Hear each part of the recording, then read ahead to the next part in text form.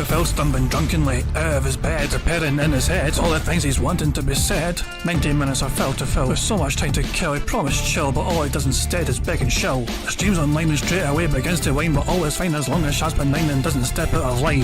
His content's immature for all to endure like fresh manure, but I feel sure he ran straight to feeling so insecure. The money earned from yesterday was withdrawn and long gone, as Phil's spending impulse is always had to stay on. If supports are also slow and stays so low and fails to grow, you never know, the show may turn into an easy bingo. Once ticked off across the board with charge to what because his code can be ignored, just how much DSP makes us feel so bored to help us fight or sleep and try to keep alert to watch a creep who play bingo, but Phil will bitch and why his sheep are also cheap. While DSP is chasing green, we're seeing green across the screen as Phil's routine predictability rivals are so machine. Snorting, burping, leaning, ban. It matters not if battery fun is child can't see if hours make him feel less of a man. Takes a drink and starts his like before lunching into a big pretending there for bills when truth is there to buy a wrestling JPEG. Talks about his shitty life of college cat and fatty life and all his strife of forgetting that it's done well and they were rife. With drama he will react but isn't act as a fact as he rehearsed to be exact in how he felt he was attacked. He's nearly over and awareness in sight with what to white despite Phil to light that tips were not white.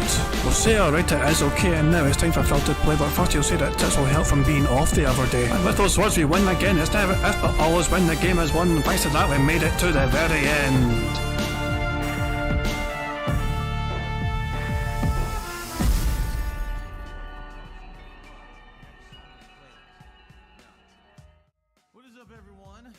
Hey guys, King Jad here, and welcome to DSP Bingo for today, Sunday, the 7th of April 2024. Do hope you're all doing very well indeed. I hope you've had a very enjoyable weekend as well, and yeah, hope you enjoyed doing whatever you felt like doing on Saturday. You know, for obviously I didn't have bingo on Saturday, but I did check out some stuff that was happening on Saturday.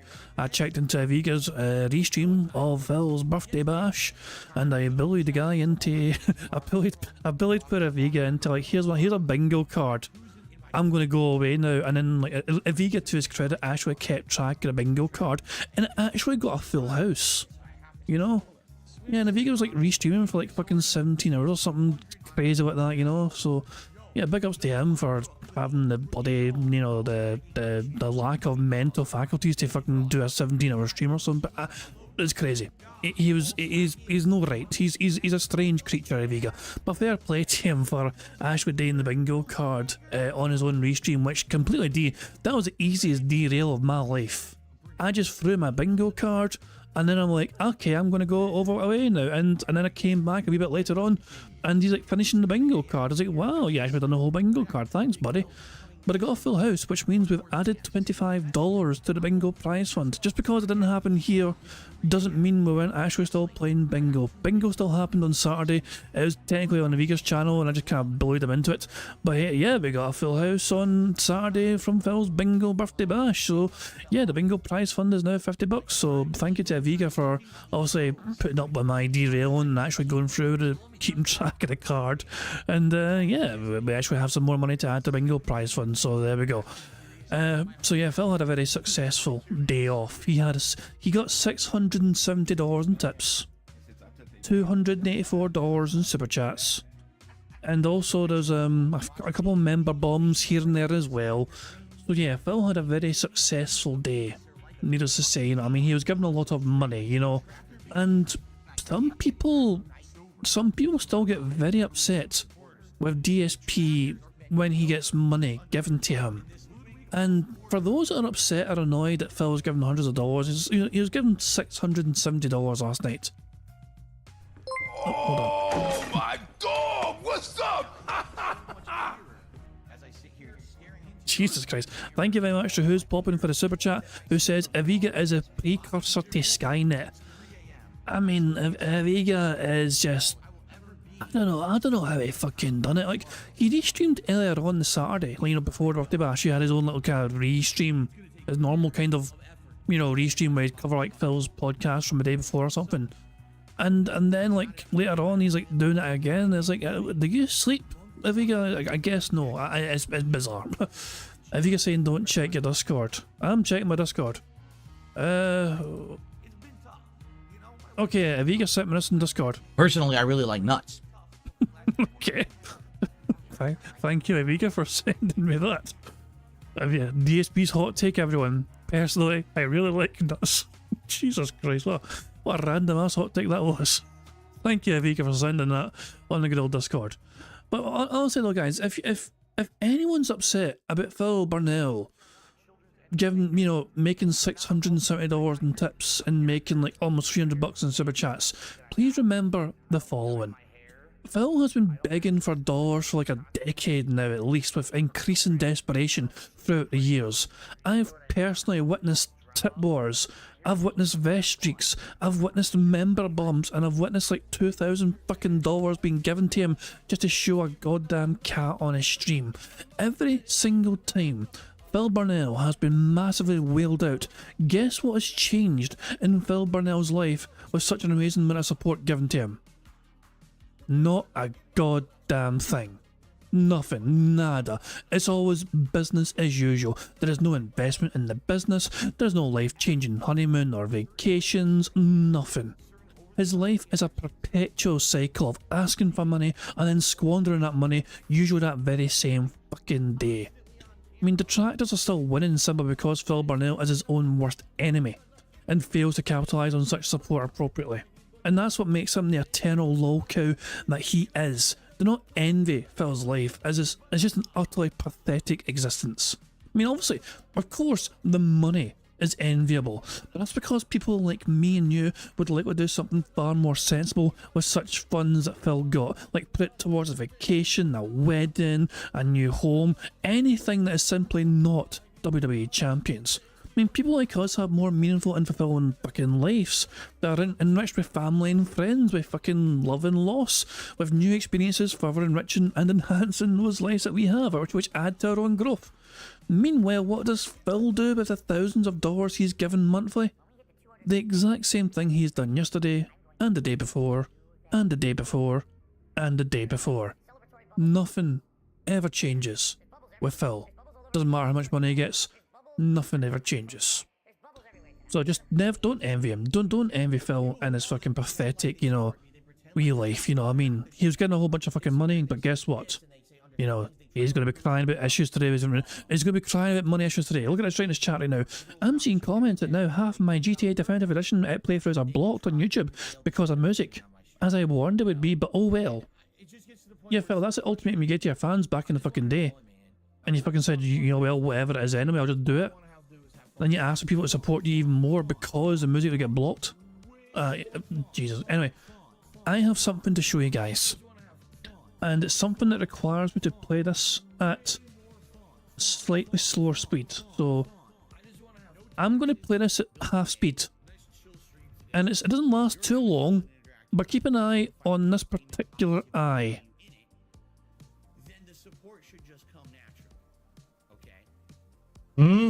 Yeah. You catch that, guys? You catch that? I mean, you may have missed it, to be fair. You may have missed it, you know, so let me play it again, and let me go this time at 0.25 speed. Just keep an eye on that eye. Here's the bottom line, and I'm tired of it now. No more excuses, alright? Because the bottom line is people are like, Phil's not engaged in his commentary. Jesus Christ. So, yeah, Phil's eye was doing all sorts of bizarre alien sort of things on his Devourer segment on the fucking show, and yeah, that particular eye-popping one was certainly robust, to say the very least. Aviga clocked it as soon as when he was doing his bingo restream, whatever, he clocked it yesterday, and he screenshot it as well and everything. People were screenshotting it, so I thought I'd go back and get it encoded in today's bingo card as well and everything else. So yeah, big up to Aviga for spotting it. First of all, Phil's little eye bulging at his fucking eye socket because he had a particular nice bit of noodle. I don't know, it is bizarre. Like, what the hell? Why? And then the last couple of frames of the eye is like almost out. That is Looney Tunes shit right there. That particular frame right there, where you can see, it's like, what the hell? It looks like a fake eye. This is some, oh my god, it's just, I don't know, it's not real. He is not a real creature. But yeah, this is a real, this is not an edited video. This is Phil. This is 100% raw Phil, genuine Burnell, like, and his eye being all weird because he had a particularly nice bit of noodle. Also, Phil has his dish, which encourages you to kind of mix things up, including the rice and the fucking, like, you know, and the meat. But Phil's like, I don't like mixing my food up, because I feel like the food is meant to be ate on its own. And it's meant to have its own flavours, not shit. And then he eats the macaroni, oh, it's bland, and he eats the rice, oh, and the rice is just rice. Because he doesn't want to mix up his ingredient, his food.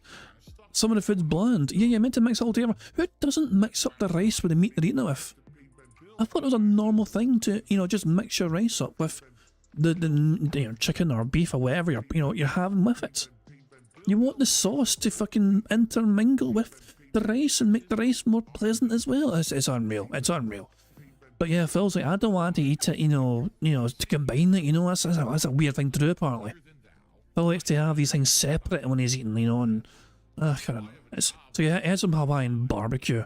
And his little fucking eyes bulge at his fucking socket because he had a fucking nice bit of noodle. Weirdo. Weird little creature. Phil's chat is so dead. There's nothing been said in Phil's chat for 5 minutes. Am I crazy, or is it 5 full minutes of nothing being said whatsoever in Phil's chat? 7:05 PM. I got these timestamps in Phil's chat. That's like 5 minutes ago for me. And nothing was said since this fucking random person said banger. Oh, for God's sake. I mean, something said finally, Walk Warrior must have heard me. Did my chat freeze? Oh, yeah, Phil, yeah, Walk Warrior, your chat did freeze. Yeah, no, I should nobody fucking talking because Phil's community don't talk unless they're told to talk by Daddy Barnell. Anyway, guys, I thought I would share with you before we get big in Bingo. I'm not sure when Bingo's going to start. It may start very soon, who knows. But I thought I'd share with you some of the highlights that DSP Trizent Memology 101 made from Phil's Friday Night Fights Street Fighter 6 session. Phil got quite salty, Phil got quite angry, Phil got quite toxic as per usual, and I thought it was worth sharing with you guys because some of the moments were quite glorious indeed.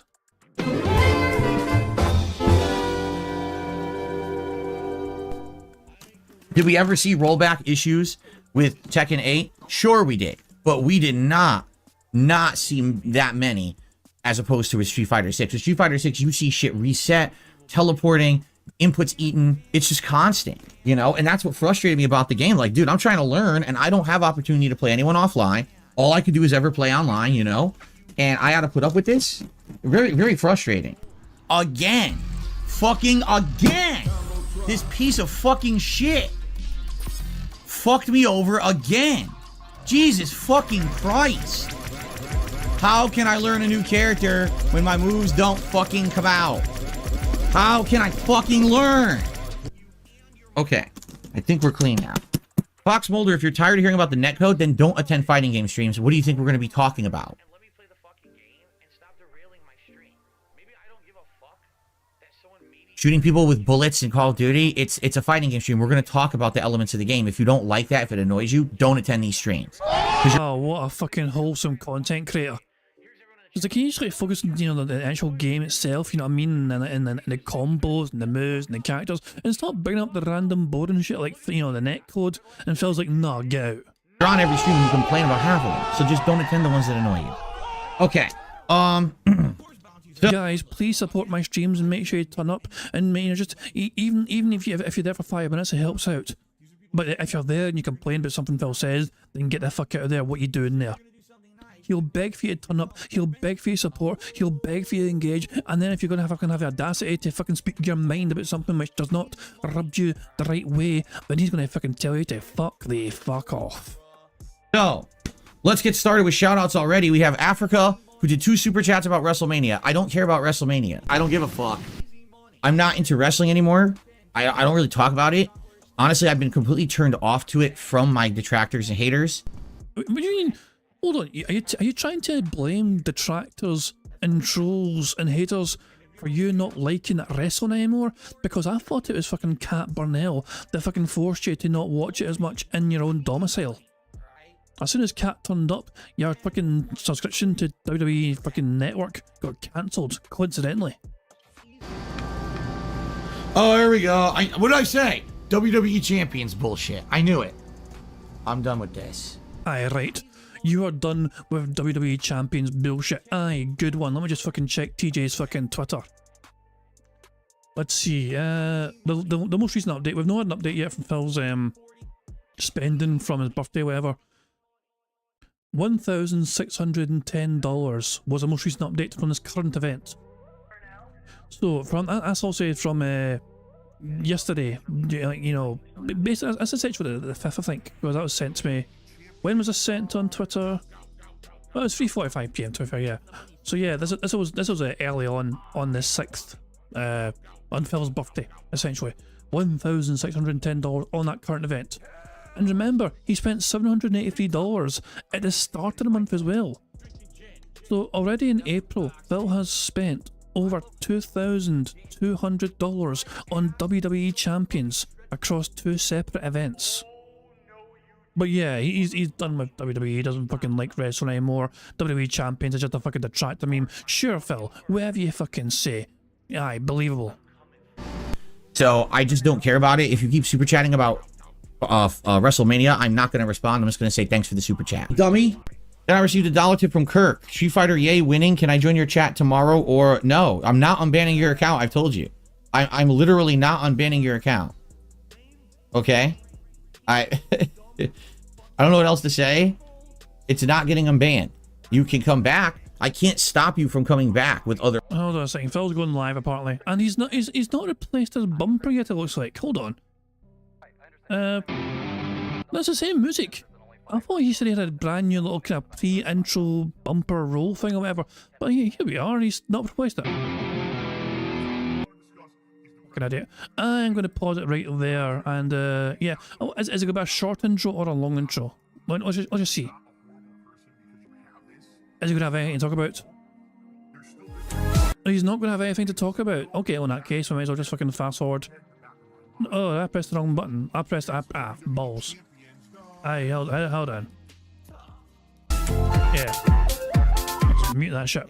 So I thought I was skipping ahead to the end of the stream. No, I fucking just skip fucking to his like weekly react crap, which is not live yet. But yeah. So what I'm gonna do is, I mean, I'm just waiting for fucking this crappy shitey intro to fucking finish. Phil keeps hyping up this new intro. Moki says that was different. How is it different? How is it different? There was a new bumper for 2 seconds. It was? How was that a new bumper for 2 seconds? Oh, I missed the start of it. That. Wait, what? Hold on. Let me rewind. Is there special music for it? No, there's not. Jesus Christ. So I don't understand the big difference apart from adding a separate little, you know, different intro image or video or whatever to the first 2 seconds, and then it ends and then it goes back to the old one. Like, wow. Amazing. Jesus Christ. So let's just pause it right there. Let's just pause it right there and have that shit ready to go. And also we'll have it 1.25 speed as well. And also we'll go 2080p. There we go. And actually, there we go. We're ready to go there. But rather than just closely go straight into the bingo, let's continue enjoying watching Phil rage in Street Fighter 6. Their accounts. There's nothing I can do about that at all. I wouldn't even know it's you. But I'm not letting you come back with your existing accounts. Here is Phil encouraging a previously banned member who has not only been banned by Phil Burnell and his own moderators, but YouTube himself. YouTube themselves banned Canadian Kirk's fucking YouTube account for his antics and behaviour. And here is Phil encouraging him to bypass the terms of service of YouTube to make a shadow account to get around that and circumnavigate it. It's not happening. The moment you come back, you're just going to get moderated again anyway, because you know you're going to break the rules, so I don't even know, like, why you think that I would unban it. It doesn't make any sense. Why say he can make a sock account? Because everyone can make a sock account. What tools are there to stop me from having someone make a sock account? What do you think about that? It's not like YouTube has IP bans. You know, YouTube... You shouldn't encourage it though, Phil. That's the fucking thing. You're basically fucking telling them to fucking do that. Which is basically going against what YouTube fucking enforced in the first place against their account. It does have IP bans, but it's on their end and they do it. It's not the user, it's not the streamer who can do it. That's on YouTube, you know? So that's hilarious. Why am I saying he can make a sock account? He doesn't need permission. But he keeps asking me to unban him, and I've made it clear that he's not going to be unbanned. I'm not an idiot. Right? Stop reading his tips. If you haven't noticed, I don't read his offensive tips. If he says something stupid, I skip it. He has said stupid shit and I skip it. I only... So if I had somebody like Canadian Kirk in my community, and I banned them and they kept that, I would just fucking block them from fucking PayPal. You have the option, by the way, to block people from contributing to you on PayPal. Phil doesn't do that with Canadian Kirk because he fucking likes to fucking get these little dollars out of him, even though he doesn't want to allow him on his streams anymore. He's like, just make a sub account and don't tell me it's you. But Phil will know it's him, though, from the tips he gets from them, because it's the same email address. So Phil will know exactly who's giving them money, even if they can change their fucking name in the goddamn paper, you know, in the fucking contribution, because it'll still come from the same fucking email address likely. only read the stuff that's non-offensive. You know, just like everyone else, if you don't break the rules, I'm not going to ignore you. If you break the rules, I'm going to ignore you. It's equal for everybody.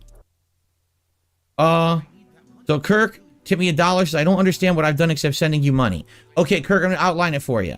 You have said incredibly racist things in the chat over and over, and you've been warned about it. You've been timed out. You've been banned on multiple accounts, not only by me and my moderators, but YouTube itself. Yet you still come back and continue to act that way. So because of that, you are not allowed to talk in a chat in an account that I know is you.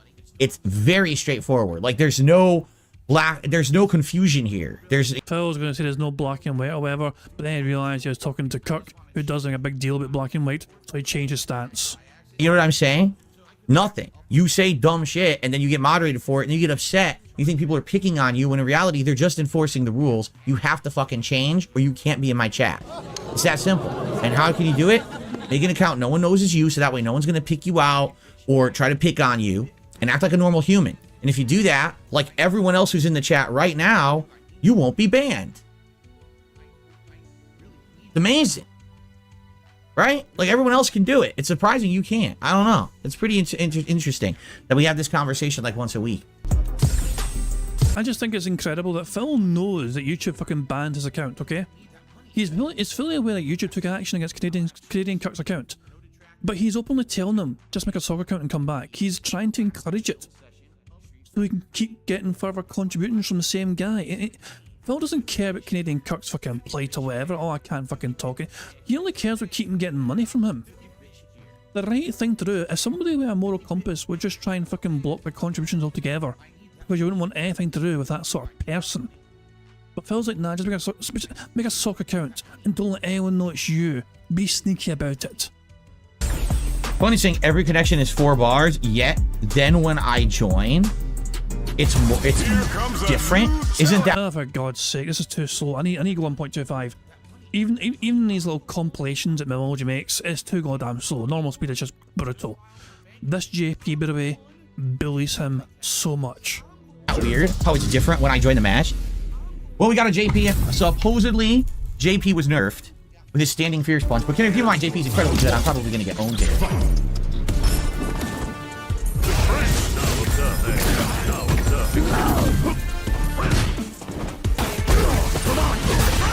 Look at that! Double drive rush for no good reason.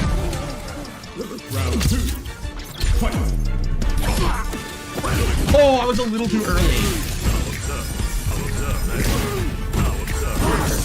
What happened? I don't know what happened. Look at that. Seriously, he mashed jab to victory. I had it, and I go to hit him, and nothing happens, and then he just mashes jab, and he wins the round. What the holy hell is that nonsense? You tell me. Luck. Complete jab mashing. Can't do anything. I press the button. Nothing. He can't block. Look at this. I literally can't block to this spam. And then he teabags because he's doing it in fucking lag. You fucking little bitch. The teabag. The teabag. So disrespectful. You suck. Oh, I couldn't block again. This guy's a fucking troll-ass piece of shit. He sucks. What a piece of shit. You fucking got lucky, dude. You spammed and lag. I couldn't block. I literally couldn't block anything he did that entire round. He just kept doing it. I wouldn't block it. He just hit me every time. As if it was a fucking reversal wake-up. You're a complete fucking loser, dude. What a loser. Seriously. You got insanely lucky spamming in your shitty lag connection and you think you're a good player. You fucking suck my ass. In fact, I hope you kiss my ass. And I hope that your lips get stuck in my ass hairs. How about that? I'm gay, totally gay. That's a very, very strange insult. In fact, it doesn't sound like an insult. It sounds like a desire. You're speaking out loud. It's funny how Phil, you know, when Phil gets like most rattled, when and he's like most fucking tilted, all these little kind of homosexual tendencies and fantasies seem to come out of him. All right.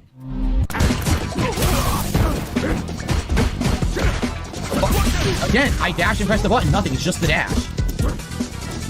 And then I can't block out reaction. I don't want to play these fucking people. It's not fun to play against people. I can't react to anything they do because their connections suck. Dash. Like a great combo, baby.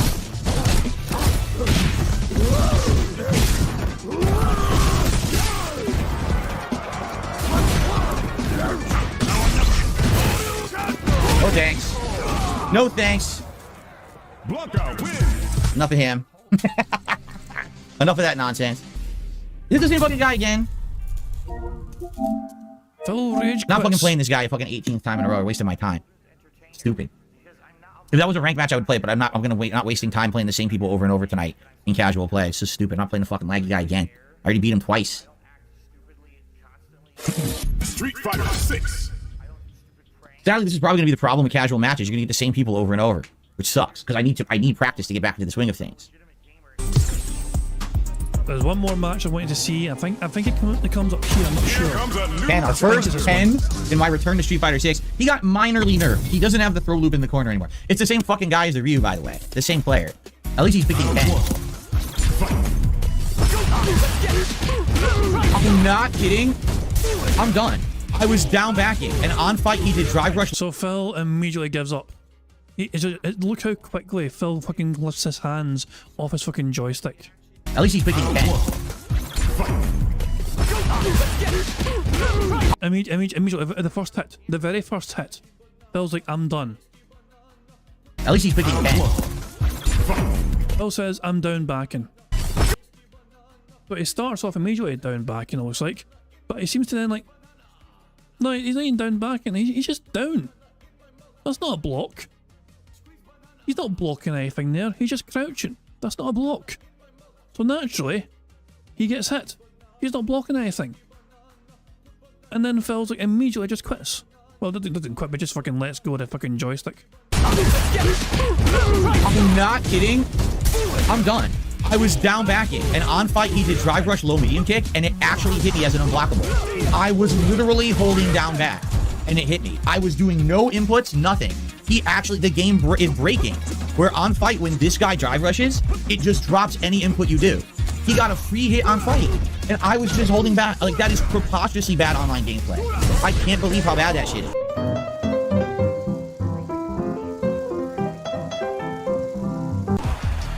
I'm supposed to take this seriously.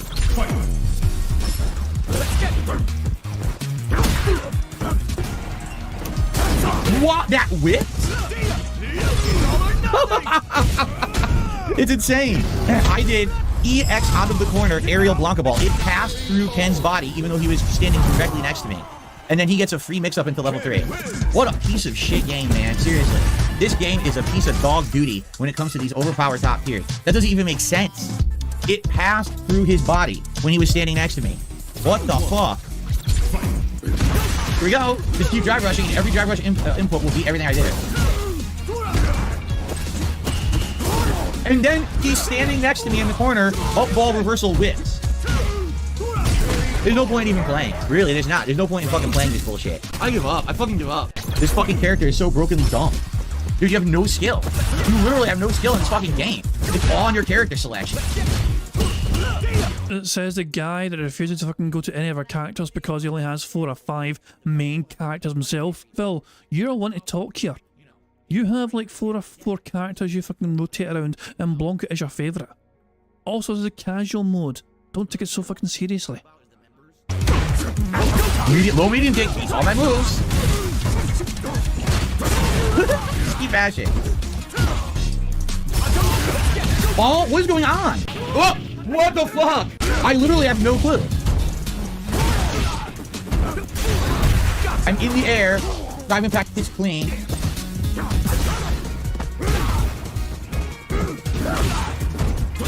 Random level 3. Random wake up level 3 out of the corner. Again, who'd expect that? insanely unsafe.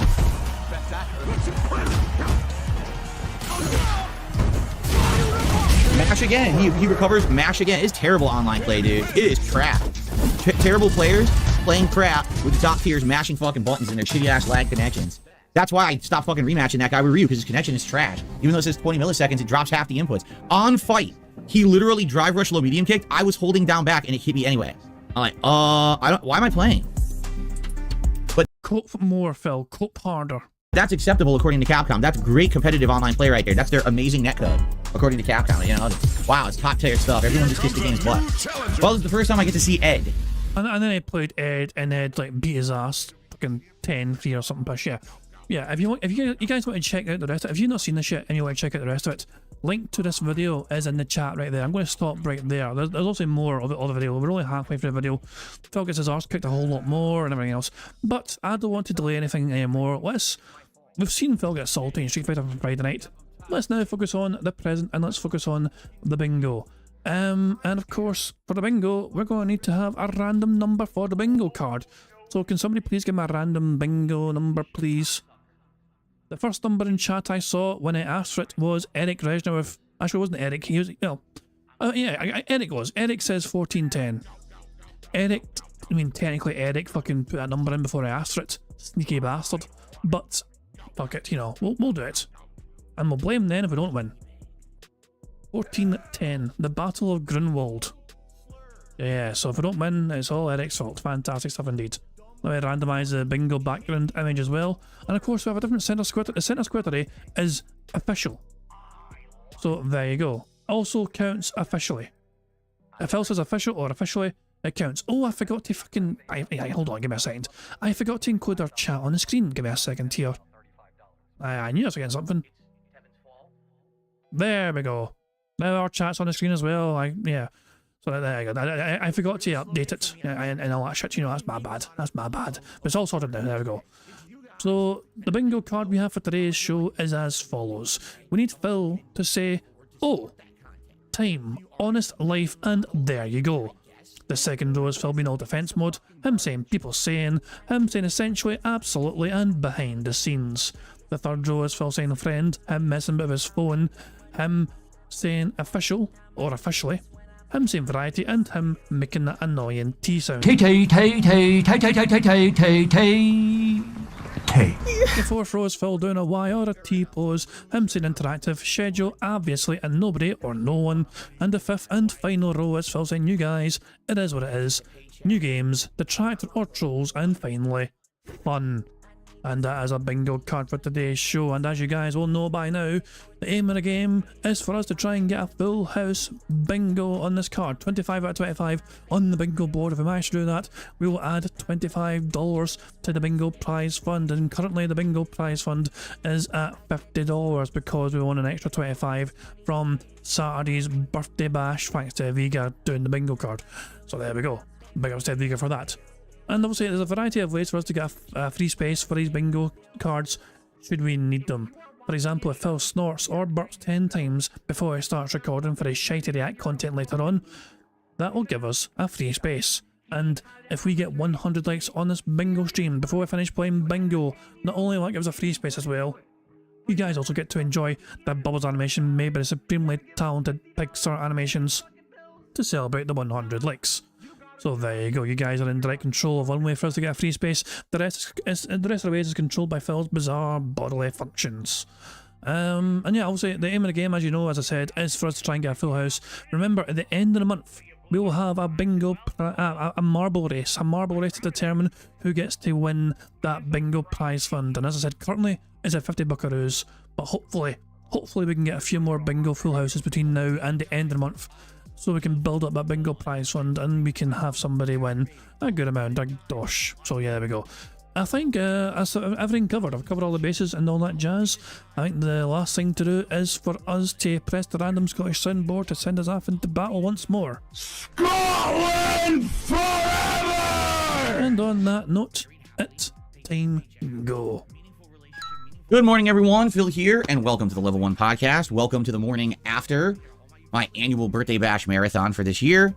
Yesterday was great. Today is Sunday the 7th of April. 2024, and it is React Day, meaning today all day long I'll be putting out reacting content, whether it's on my channel DSP Reacts, where we have my weekly clip show, or whether later tonight it's over on the DSP Throwback channel, where I'll be reacting to my first ever playthrough of the Walking Dead: The Telltale series from way back when, over 12 years ago now, I believe. So good stuff today. I just want to say thank you to anyone who attended the Marathon Live, to anyone who supported the Marathon Live, or to anyone who's now watching it after the fact, because the videos have been going live gradually overnight. And there's so many videos that came out of this event that basically it could be very confusing to figure out where they are and what happened. We'll recap that a bit here today on the show. I got a little update for everybody in regards to this channel and its status, because, you know, over the last few months, as you know, a lot has been going on with, you know, the RPG overload, with the gifted memberships that were fake and all of that. And so people have been saying, gee, I'm just curious, you know, what's going on with the channel? How's it doing? Because a lot of things have changed. You know, I don't have certain things tracking the channel progress and stuff like that. So I'll give you an update on that this morning, because I actually checked it out. And basically, we don't have a lot to talk about today. There is no real gaming news going on right now. So more of a basic show. And if we feel like we want to do Q&A, if we feel like maybe we want to open up the suggestion box for the first time in a bit, or whatever we want to do. Another more laid back show, just because there's not a lot to really discuss. So let's get started, shall we? Let's begin with yesterday, just kind of recapping everything that went down so you know where everything is, because the videos are all over the place. Yesterday's marathon went really, really well. Okay? You know, we had great attendance all day long. It didn't matter if I was just talking, doing a gaming schedule update, playing a game, eating food, drinking booze, reacting to videos, whatever it was. There was a lot of people on the stream, and that was a great thing. Just in general, having that much engagement is going to help this channel after being so slow for over 2 months, because so many RPGs brought down this channel's engagement. So thanks for that. Many people literally popped their heads and said hello and then took off, and that was fine. And some people hung out for the whole thing, and some people were here for various parts they were interested in. Because it was a more casualized stream, I didn't go crazy making tons of announcements all day about when we were changing what we were doing. I just wanted it to feel like a more relaxed party atmosphere, which it worked for sure. We actually had some new emotes. We had me in a party hat for the event, and it was very good in that regard. And I had a great time just relaxing. You know, again, I didn't have any party decorations. We didn't have party horns and party confetti or anything like that. Instead, it was just, hey, hang out with me all day. And it went really well in that regard. I think as I'm getting older, right, this is the case, is people just want to hang out. They just want to have a good time and relax and talk and shoot the shit and just enjoy each other's company, right? That's becoming more and more prevalent, as opposed to let's play a game all day, or let's do this agenda thing all day and we got to do it, we got to adhere to it and be strict to it. You know, it was nice in that regard that people just wanted to hang out all day. But, you know, people had a lot of interaction where they were voting on what we were doing during the course of the day. So let me break it down for you. So yesterday's podcast was one of the longest I've literally ever done. Over 2 hours, because people just kept talking and kept contributing and kept wanting it to go on and on. So we kept going. Well, that's why I got a full house on the fucking bingo card we got, because it's a longer than usual fucking podcast. That's a bit sneaky, but I'll allow it.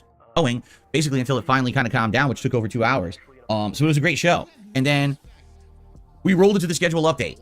Now, I don't want to go into massive detail about the gaming schedule update. It's the highlighted video on this channel right now, and I kind of want to leave it the highlighted video on this channel for a week or two, just so a lot of people will check it out and know, oh, okay, these are the games Phil is interested in. Because I don't do that. What'll end up happening is, it's as if I didn't make it, and then every day people are just going to come by and say, what are you playing? What are you playing? What are you playing? So Anybody care what this guy thinks? No! Whenever someone comes by and says, hey, Phil, what are you playing? I'm going to say, check out the schedule update. It's the, you know, featured video on the main channel page. So it was about an hour long. And we went through all the month, right? April, May, June, July, August, into September. And the good news is we now have a good idea of the gaming landscape, okay? The bad news is there seem to be giant holes in the gaming schedule where there's just nothing coming out. So I'll give you an example. This month, we already have a good rotation. We've got Elden Ring that's going to be going on probably till the end of the month, because I'm going to try to do as much content as I can before we put it on hiatus. Who fucking cares? We've got the conclusion of Alone in the Dark tomorrow. We've got Helldivers 2, which is now in the rotation, and people are craving me to play it, so I'm going to be playing it probably a good amount each week. We got Street Fighter 6 back in the rotation, which is great. I'm not going to be playing that a ton, but maybe, you know, a couple times a week as a multiplayer stream. That's really good. And of course, I am going to begin my co-op playthrough with my wife of Beyond Two Souls probably this coming Wednesday night. We'll talk about the schedule in a bit, because it did change this week. Her work schedule changed and it shifted everything around. So we'll talk about that in a sec. But outside of all that, basically once we finish Alone in the Dark, we're going to have kind of a gap in the schedule. We're going to have like one game spot to do something, okay? And what should it be? Well, everyone's of a different opinion. One thing it's not going to be is an RPG. We have put RPGs on hiatus.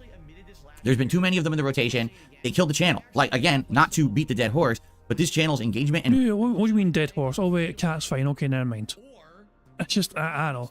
Phil, you have at least 3 unfinished RPGs. You've got Final Fantasy VII, Dragon's Dogma 2, Sea of Stars. Am I forgetting anything, class? Am I forgetting any other games that he's put on hold that he's not bothered to fucking finish yet? views plummeted for 2 months when I was playing non-stop Baldur's Gate 3 and Like a Dragon. It really killed the channel. As much as you could say, oh, well, the streams were supported, that's true, but this channel doesn't exist only on tips on a stream. It exists on overall health of the channel, people coming to the channel, watching the videos, engaging with the content. That in turn brings more eyes to the channel, brings ad revenue, brings other things. I don't have those things anymore, and we're going to talk about that in a moment, because some people have been asking about memberships and the like. So I told you, I remember what I started a stream. I started this fucking stream telling you guys it doesn't matter how much fucking money Phil was given yesterday. Today is yet another fucking shareholder meeting informing his audience, oh guys, we need to do more.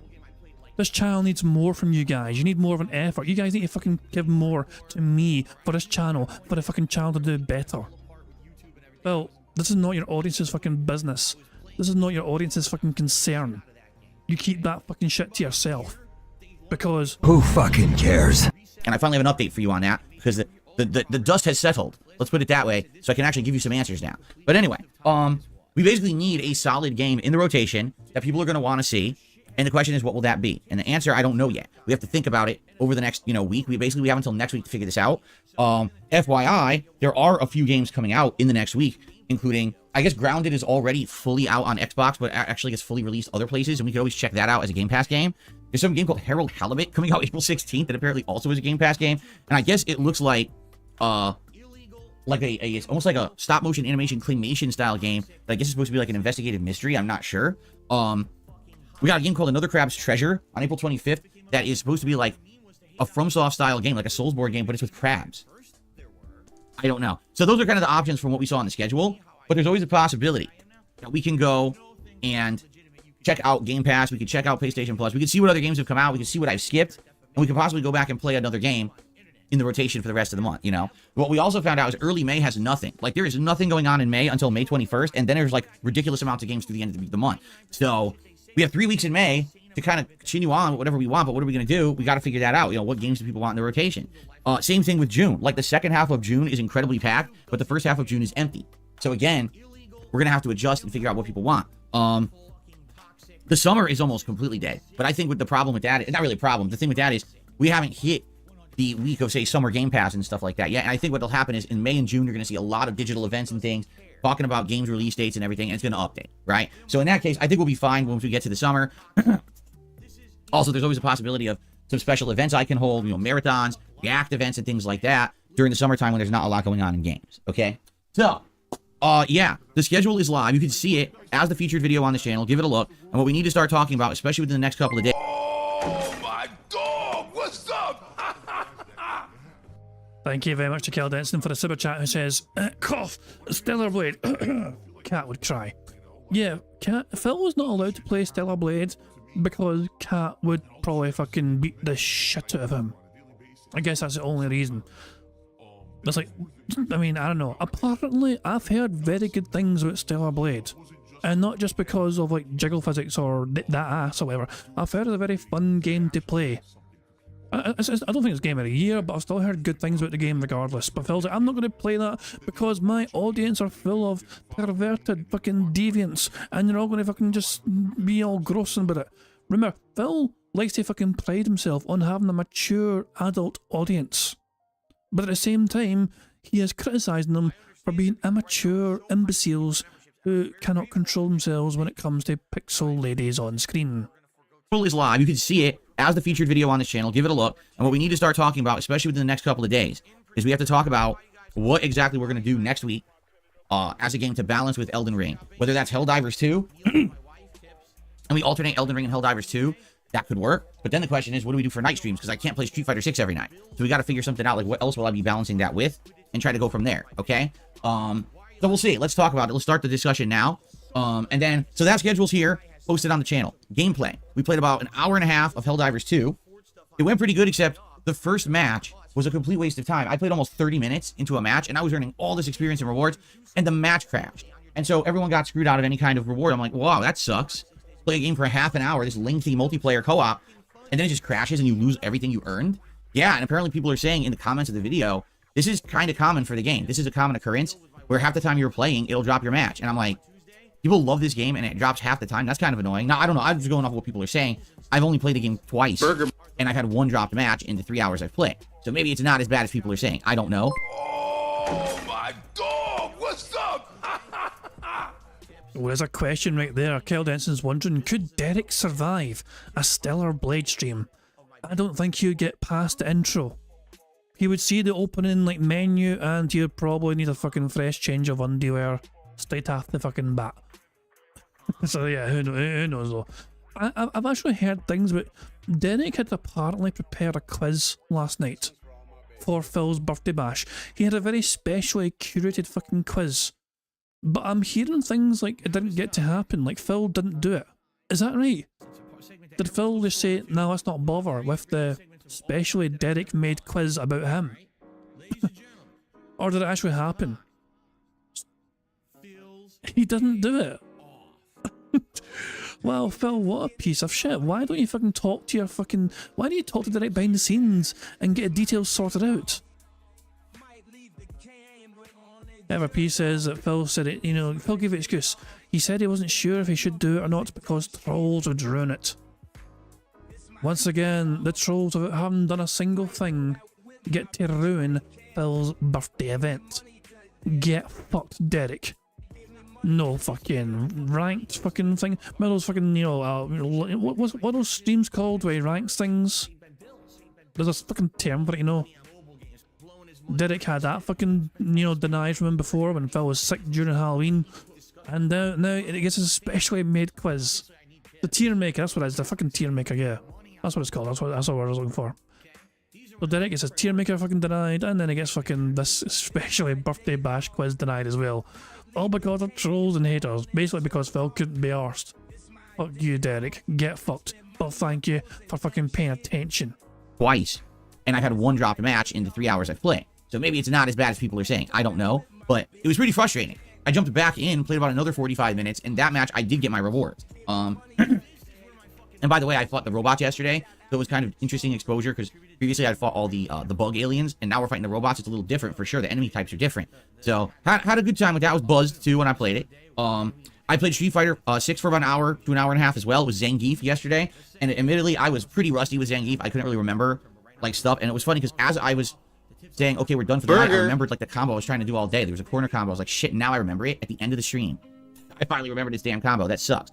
But I did decent. You know, I won some sets, and there were some tough ones. I fought an Ed, and every time I play Ed, I'm learning, and it seems like Ed is decent, but man, he's good against Zangief because Zangief is so slow that Ed can like lock him down with the web grab move, and Zangief can't really do anything about it. He just gets stuck in place. I was like, I'm not surprised. Well, isn't that a whole kind of point of Zangief though? Like, Zangief is like meant to be this strong fucking character. Like, you know, he's a very powerful character, Zangief, but that is his one weakness though, the speed of him. So his moves when they hit will hit you very fucking hard, but he's a slow bastard. So the speedier fucking fighters can get around that. I thought that was the whole point of that fucking character. I'm not a Street Fighter fucking player, but I thought that was the whole point of it. That these fucking, some of these different fighters, some are faster than others and everything else, and some will be hitting you harder, but it was slower to make up for that. So yeah, Phil, basically isn't that a normal fucking thing? Big fucking deal.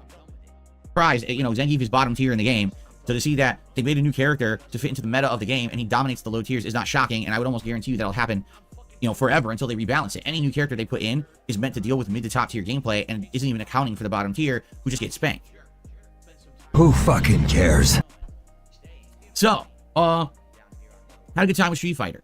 Also, on this channel, you can find the video that's kind of like the adjourning of the marathon where I had a piece of brownie, not cake, but a chocolate brownie with peanut butter frosting and nuts on top. Oh, for God's sake, it's essentially a cake. No, that shit looked exactly like the fucking cake that Phil got made for him before. And also, don't forget... Personally, I really like nuts. I just had to play that again, that fucking thing that Vega sent me.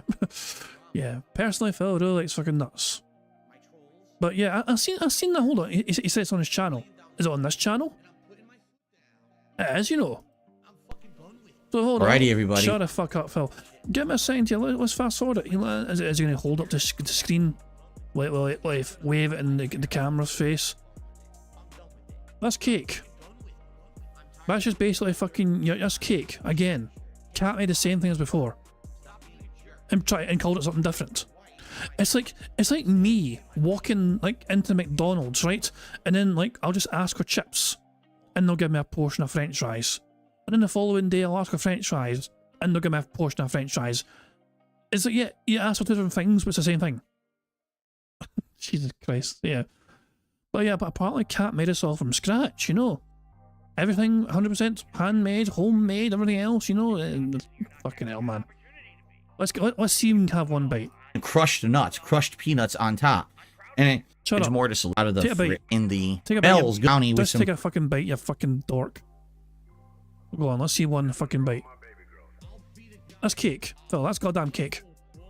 Okay. That's whack. Thanks for giving a membership, and it went to Toasty Ghost. Congrats, Toasty Ghost. Take the fucking bite, you prick. Okay. Let's see. Jesus, man. Why is he the angriest eater in the whole world? I don't understand. Anyway, right. Let's get back to the bingo. Top. And that was good. That was a good way to end it. So, podcast, gaming schedule update, Helldivers 2 gameplay, Street Fighter 6 gameplay, and the final kind of conclusion video, all live on this channel. On the DSP React channel is a food vlog where I did an episode of Feasting with Phil, and it was Korean barbecue, spicy pork platter with a bunch of cool, interesting sides. I never had Korean barbecue ever in any of my content here on YouTube. And not bad. I think I called it Hawaiian barbecue at all, and that's bad. I thought Phil had Hawaiian barbecue. It was Korean barbecue. My bad. So it was really fun to do it and show off a different kind of cuisine. People seem to enjoy it live. Hope you guys will enjoy it. I made it the featured video over there, since the last featured video was back from the other marathon that I did in February, which was me doing the DSP tries on the Mr. Beast candy bars that sucked. So in this case, something a little different for the featured video. All right, so give that a look. And then the other interesting thing we did is for about 90 minutes, I reacted to about 9 or 10 of my most viewed videos of all time on YouTube as a retro react special. And that was really cool because we noticed a few interesting patterns about the videos. Number one, a lot of them had to do with Marvel video games or superhero video games in general. You know, Spider-Man, Batman, those were very popular. Why? Because, you know, at the time, this was when the Marvel Universe MCU was starting, you know, 10, 15 years ago. So people were very excited for those movies. And to see video games of Marvel or Batman, remember Batman was coming out of its Christopher Nolan trilogy arc, was very exciting for people to experience that stuff. So, you know, I was one of the few people who was covering those games on launch day and doing big epic playthroughs of them. So those videos just hit the algorithm right. But on some other things we noticed is that looking over my history of my most viewed videos of all time, not even exaggerating, because I wish it was an exaggeration, half of these videos show that I was actually doing innovative things on YouTube that before they were popular. I was trying them. For example... Yeah, what the fuck do you... Hold on. Is Phil about to fucking claim credit for a whole bunch of things he didn't actually fucking invent, but he's going to fucking pretend he did? Go on, Phil, what examples do you have? When I started on YouTube, I didn't do gameplay playthroughs. I did clips. I would do a minute here, 2 minutes here, highlights of a playthrough. You know, today they're called YouTube Shorts or the TikTok. Phil, everyone had a bunch of fucking clips back in the fucking day. Look at my fucking cool 360 no-scope and all that shit. Phil, that was not... Oh my god. Oh my fucking god. Oh my god, this fucking idiot. Oh, this Annie, I am not prepared for him. He's almost... So he all of a sudden, Phil thinks he's like the originator of YouTube Shorts. Because he had like a fucking 30-second clip of something that happened in his game. And he goes, wow guys, look at that snort. Burp. Upload. I want to hear that one more time, let him cook. Trying them. For example, when I started on YouTube, I didn't do gameplay playthroughs. I did clips. I would do a minute here, 2 minutes here, highlights of a playthrough. You know, today they're called YouTube Shorts or the TikTok edits or whatever you want to call them. But back then, that's actually how I was starting with content. That was my original content for YouTube. And then after doing that for several months, people actually said, we'd prefer to see you do the whole raw playthrough without clipping out so much. We actually want to see all the gameplay. And that's when I started doing raw playthroughs rather than the clips. Co-op. One of my most viewed videos of all time is a Resident Evil 5 co-op DLC where it was the rise of, or Lost in Nightmares. And it was of a style that absolutely nobody was doing on YouTube at the time. No one was doing two people sitting down couch co-op style gameplay like that. And then all of a sudden I do it, and then it becomes popular. Then you got a ton of other YouTubers who come in, who have big production budgets, who have all these fucking editors. Oh, I don't... Jesus. Oh, God. It hurts. It hurts my tiny brain. Oh, Phil, I don't. I can't debunk it right now immediately, but I'm pretty sure he was not the very first person to do co-op gameplay content. Fucking bitch. Thank you very much to Grease Monkey for the super chat, who says, before everyone was using the wheel, I was the one who got the idea before anyone else. That's what it's coming across as. Like, Phil had the fucking idea to butter bread. Phil had the idea to have that bread sliced pre-made, you know, so that nobody had to slice their own bread or whatever, you know what I mean? Phil came up with the idea to fucking, to sleep. Nobody slept before Phil Bonnell slept. Everyone just fucking kept fucking going until they fucking passed out from exhaustion. Phil's like, hey guys, maybe we should fucking sleep. I don't know. It's just, but yeah, like, hold on. Give me a second here. Let me try something. Let me experiment with something very quickly. 2 seconds, okay? Bear with me here. Bear with me. I was going to search some very quick search on YouTube. So let's see. I don't even know what to say. I was going to try and search for some old co-op gameplay. I don't even know what the fuck I would search for. What am I going to fucking search for? Old gameplay with friend or something? Oh, what the hell would you look for? I don't know how to filter things on YouTube by dates and go by the oldest. I don't know. But I'm pretty certain Phil was not the originator. Oh, for God's sake. But Phil's claiming credit for it. Oh, fuck me, man. Oh my dog! What's up? Thank you very much to Ira for the super chat, who says all his innovations he was hassled to do by fans. Yeah, how can Phil claim he fucking done it when his fans are telling him to fucking do it? That doesn't make fucking sense. It's just I was not prepared for this fucking level of copium where Phil fucking claims he's now taking responsibility for all these fucking things that are in current day YouTube. Friends playing video games together online? Phil created that apparently. Editors and shit, and they come in and they do exactly what we did, only with better production quality, and they get noticed for it, right? Also, the video essay, which is all the rage today on YouTube. People coming out with anywhere from 15-minute to 2-hour-long essays about topics. I did that. I did a video essay on what I felt at the time was the worst video game I'd ever played in 2016, and the video got over 1 million views. Within a week, by the way. It was like a week and it got 1 million views. So, again, all these things that people have done over the years and gotten popular and prominent on YouTube, I was kind of doing before them. It's just that a lot of the stuff I decided not to stick with because either I didn't find it fun, right? Or, for whatever reason, it didn't make sense in the kind of content that I made. For example, with the video essay, I had a channel where I was doing that kind of thing constantly, and it was successful. That channel was making me lots of money. And then YouTube changed everything. They decided to just start demonetizing YouTube channels, and they decided to get hit with the adpocalypse and lose all their ad revenue. It was like, I can't really make a living doing those essays anymore. Or I was doing in-depth reviews and all kinds of stuff. I couldn't make a living doing it because it just wasn't making money anymore. It was either getting demonetized for literally no good reason because their algorithms don't work, or I was making almost nothing because the ad revenue had shrunk. She's a big fucking bitch. Thank you very much to Mokiness for his super chat, who says, if I posted a short 17 years ago, does that mean I inspired Phil? If so, I'm sorry. I mean, it's... Look, I've been making gameplay content for the internet since like 2004, you know?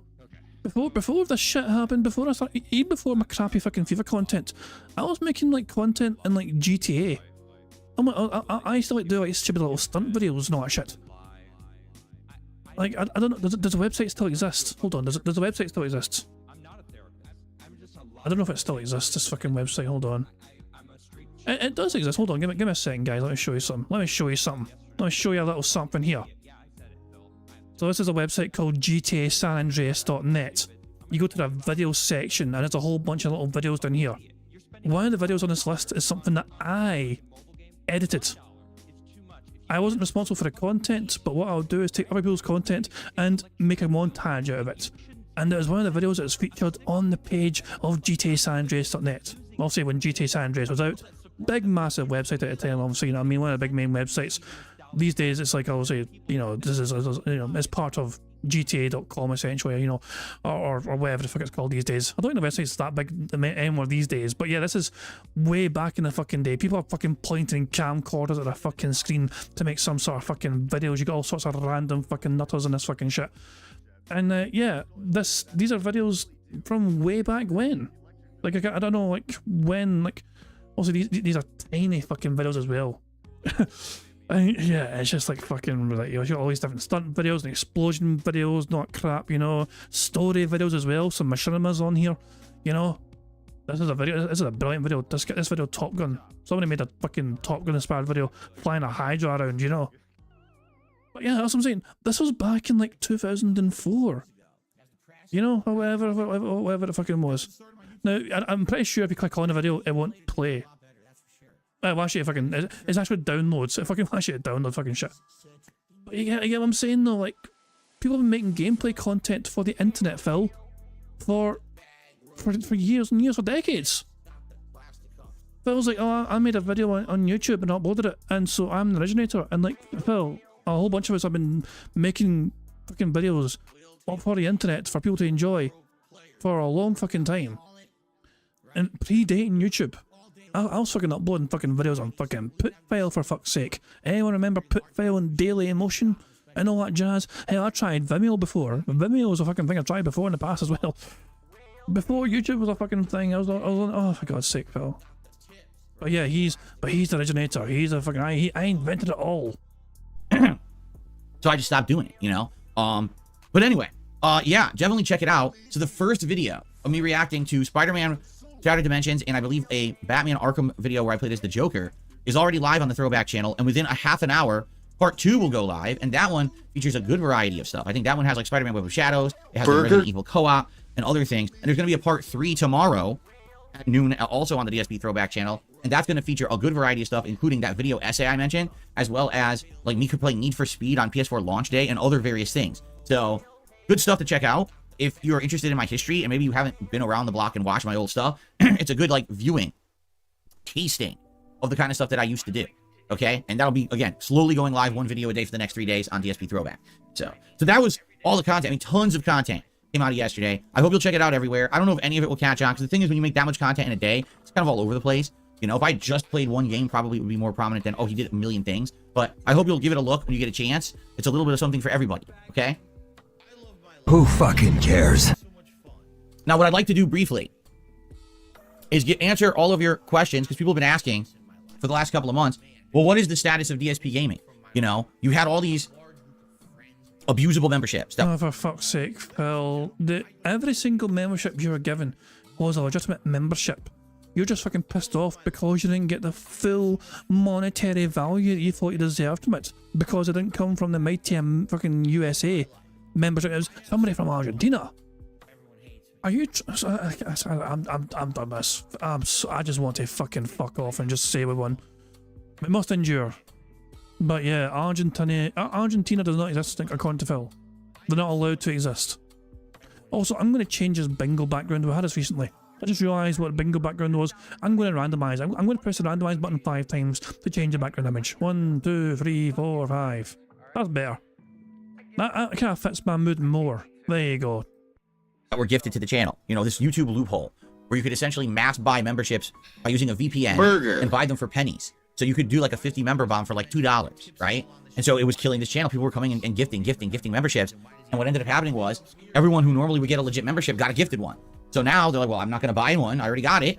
And sadly, I hate to say it, what happens is when people get something for free, now they tend to never want to pay for it ever again. Right? Yeah, that's your fault. That is entirely of your own doing. You fucking instilled that fucking mentality in your audience. People like Derek know if they wait long enough, a member bomb will come along and they will benefit from it. Why the hell should they waste $4 fucking when they can wait for somebody with generous deep pockets to fucking come along with a member bomb? You instilled that mentality in your audience, Phil, and this is the repercussion of your actions. You encouraging this fucking caused that. You could have encouraged organic growth. Obviously, be thankful for the member bomb. Be thankful for that kind of generosity and support.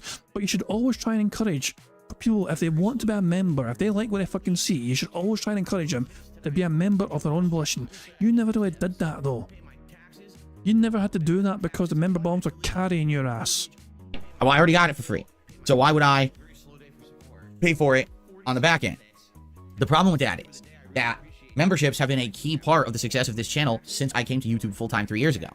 People, you know, always like the memberships. You get access to all these cool emotes that people are now using in chat. And by the way, enjoy the new ones, because every day it seems like we're getting some new ones now. Thanks to my editing team who come in there and you know, willy-nilly check a trend. Like, for example, recently the red fedora has been a trend. So someone made a red fedora emote and people are really liking that one. Okay. So there you go. Anyway. So basically, all the people who used to have these memberships stopped paying for them because they were getting them for free. And it hurt this channel greatly at a time when already my channel was in decline because I was playing so many RPGs and I was losing views and engagement. Then people stopped paying for memberships. So to give you some perspective, okay, I actually looked into this to try to compare. Last year, here we go. Around this time of the year, all right, and think of it this way. Around this time of the year last year was a very dramatic and negative time for me. I just come off the stupid Side Scrollers interview that essentially was a bait and switch. I thought it was one thing. It ended up being a way for them to basically make fun of me for weeks and make money on my behalf. And when they did that, a lot of people saw me in a very negative light. So actually support on this channel declined for a bit, okay? And my memberships around this time of year last year were fluctuating between anywhere around, say, 550 members to up to like 700. Now, I've been above that. In fact, at the end of last year, I was over 800 members, okay? But it fluctuates. It goes all over the place, all right? But just to give you some perspective, you know, anywhere between like 550 to 700 was around where I was around April, May of last year. Well, finally, the air has cleared here with all these gifted memberships, because as of like a few days ago, they all expired. And I looked into it. This channel was down to 300 members. I want you to think about that. So it's, Well, that is around about your normal organic growth. Like, we have always estimated that as to be what your normal organic state is. And that's not me being mean. That's not me being cruel. Oh, where is it? Where is it? Where is it? Oh, I don't know if it's on here anymore. Or is it down here? Do we need to scroll down? He's had a thing before on this tracker where you could actually track the members as well, and it kind of gave you the organic members as well. But I think Peace removed it. Ah, yeah, wee bugger. Well, it makes sense to if I can remove it, of course, since it couldn't track it anymore.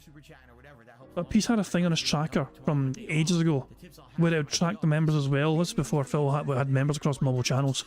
And yeah, we would be able to keep a tally of what the gifted members were. And so you had a count of what his members were, and you also had a count of what the organic members were. And I believe it was always floating around the 320 mark or something. So yeah. Yeah, Phil. So Phil's always had 300 odd organic members, and he has had for the longest fucking time. This should not be a surprise to him. The traders have known us for a long fucking time, and we've pointed it out. So I don't know why it's such a revelation for Phil. Surely he realised it as well. a channel that, before all this happened, before people found a way to abuse the system, used to have between 550 to 700 paid memberships, now has less than half of what it used to have. And I want you to think about that, because, you know, memberships cost, what, $4 on YouTube, and I get about $2 to $2.50 a cut for each member. It depends so on where that person is from. That is a thing you're neglecting to fucking take into account. They might be from America, they might be from the UK, they might be from fucking Poland, they could be from fucking, you know, Russia or Argentina. They might be an Argentinian deadhead. And if they give you a fucking membership from Argentina or a member bomb from Argentina, then fucking God help them. For shit. So just do the math. And that's every month I've lost that revenue that legitimately I had, and I should have kept getting and would have kept getting if people didn't maliciously attack my business with this exploit. Well, Phil, you have no way. You're right now, Phil. You're guilty of counting money you never had in the first place, because you are assuming that these member bombs would have continued regardless. If it was not for the Argentinian VPN shit, however, you are assuming that these things would have fucking happened regardless. Why? That is a dangerous and that's a very fucking egotistical thing to fucking do, to assume that sort of level of fucking financial charity is going to come your way, guaranteed. Like, Phil has organically about 300 odd members every month, and then everything else on top of that is just gifted member bombs. So any additional members from that is they were gifted, and he's assuming that it would have been the same people gifting the same member bombs the usual kind of time every single month to carry that number over, even though Phil's numbers fluctuate wildly between the 500, 400 mark and like the 800, 900, sometimes 1,000 mark, depending on how generous his fucking whales were that particular month. Okay, so the good news is, as of yesterday, people did support the heck out of this channel for the marathon. And I got about roughly, I think it was around like 70 to 80 legitimate memberships. I'm not exactly sure. It's always impossible to tell because with YouTube, they don't separate them out. Like, they're not going to say, oh, you got this many memberships of this tier, but then someone abused it and did the cheap ones here and this. They don't do that. They just group them all together. So it's almost impossible to... The cheap ones here. The cheap ones here. I love... If Phil wants a fucking section on his fucking YouTube studio dashboard to separate the proper memberships from the cheap peasant ones. Hell. But I'm just guesstimating from what I saw at the end of the stream yesterday that probably between 70 80 new memberships came back. So I believe that as of like today or tomorrow, whenever they sink in my revenue, I should be up to like maybe 400 and so almost 500 memberships. Maybe. I'm not sure. I actually don't know yet, but that's what it's looking like. But I'm still way below where I would have been even last year. All right, at this point. I want to reinforce again. He was given $670 in tips yesterday, okay? He was given almost $300 in super chats yesterday, and he was gifted about 70 or 80 members, going by his own words. Yesterday saw him get a ridiculous amount of support. It was a special occasion, it was his fucking birthday, happy birthday, fucking denthead. But today, one day later, here he is doing some sort of shareholder fucking meeting. Yeah, it's just incredible. Yeah, and Stevie Dead has just joined over $600 yesterday, and I joined in to see him whining about money. I mean, are you honestly surprised, Steve? Are you honestly shocked? I mean, you can pretend to be shocked all you fucking want, but you and I both know this is all going to fucking happen. I just didn't expect it to be happening so fucking, you know, this fucking. Why so soon? Why a fucking state of the fucking business, you know, address so soon after being given all that money? Ah, for God's sake. And yeah, people. I mean, it's a good potential thumbnail, but he's a bit blurry though. I might try and can I get a less blurry frame? Hold on, no, I don't know. That to me, I don't know why, but this is funny. To me, this is very funny. It's like fucking Toothless here. And he's like fucking Kirby here. I don't know. I'll you know, for the hell of it, I'll do this. I'll do this here. Give me a second here. Let's see how this looks when we remove the background. I need a thumbnail for tomorrow anyway. I mean, so it's good to fucking get something on the board. And there we go. I'll just eat that towards my members so they can enjoy that to their heart's content. Ah, goodness sake. Oh, for God's sake. So, Tacozilla. I just realised they went and made this the other day when I shared it. So yeah, they had some fun with Phil eating. DSP as Anton Ego, aka the food critic from Ratatouille. There's such a bizarre contradiction between not only the head shape but the size of this arm compared to like the kind of thin fingers, right? You know, it's also that. But yeah, it's the arm as well as encoded, which is fucking glorious. But it's like, and of course he's reviewing tart cherry juice, and of course he's eating fucking just doo-doo shit. There you go. That's what Phil loves to fucking eat. Oh, fuck me, man. But yeah, big ups to Tacozilla for having a very bizarre creative brain like that. Low point, because this was at a low point last year during all the drama and the bullshit that was going on. And, you know, now I'm still below that, and it sucks. You know, is it my fault? The only thing you could say is, yes, the RPG stuff, right? I chose to play RPGs for 2 straight months and make them the featured, you know, stuff, and that killed a lot of the viewership, and I get that, but now that's over. And now, if you haven't noticed, the viewership's coming back. Every day now when we're doing a variety of content, we're playing different games and things that you guys have asked for, it's coming back, and that's a good thing, and thank you if you're someone returning. But now I gotta try to build the channel back up to where it was. And that's gonna be a rough climb, especially when we're looking at the game schedule and we're like, there's like no big games here at all. There's nothing of any huge stature. There's no huge hype AAA shit. The one thing is the Elden Ring DLC. Like, that's it. There's nothing else going on this whole fucking year right now. That would be like, wow, a giant, awesome game that everyone's excited for. Nothing. This year has been pretty underwhelming when it's come to game releases. It's just been RPG after RPG, and that doesn't make people excited that much on this channel, quite frankly. You know, it's kind of a disappointing, a very disappointing gaming year so far. Who fucking cares? Fuck you, Phil. What's going on, everyone? Some people are saying hello. What's up, Maximum Turbo? What's up, Captain DCW? How you guys doing?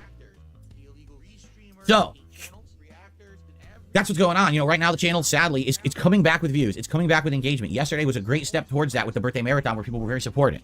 But I'm still way behind where I was. Oh my god. I mean, I knew he would be his usual.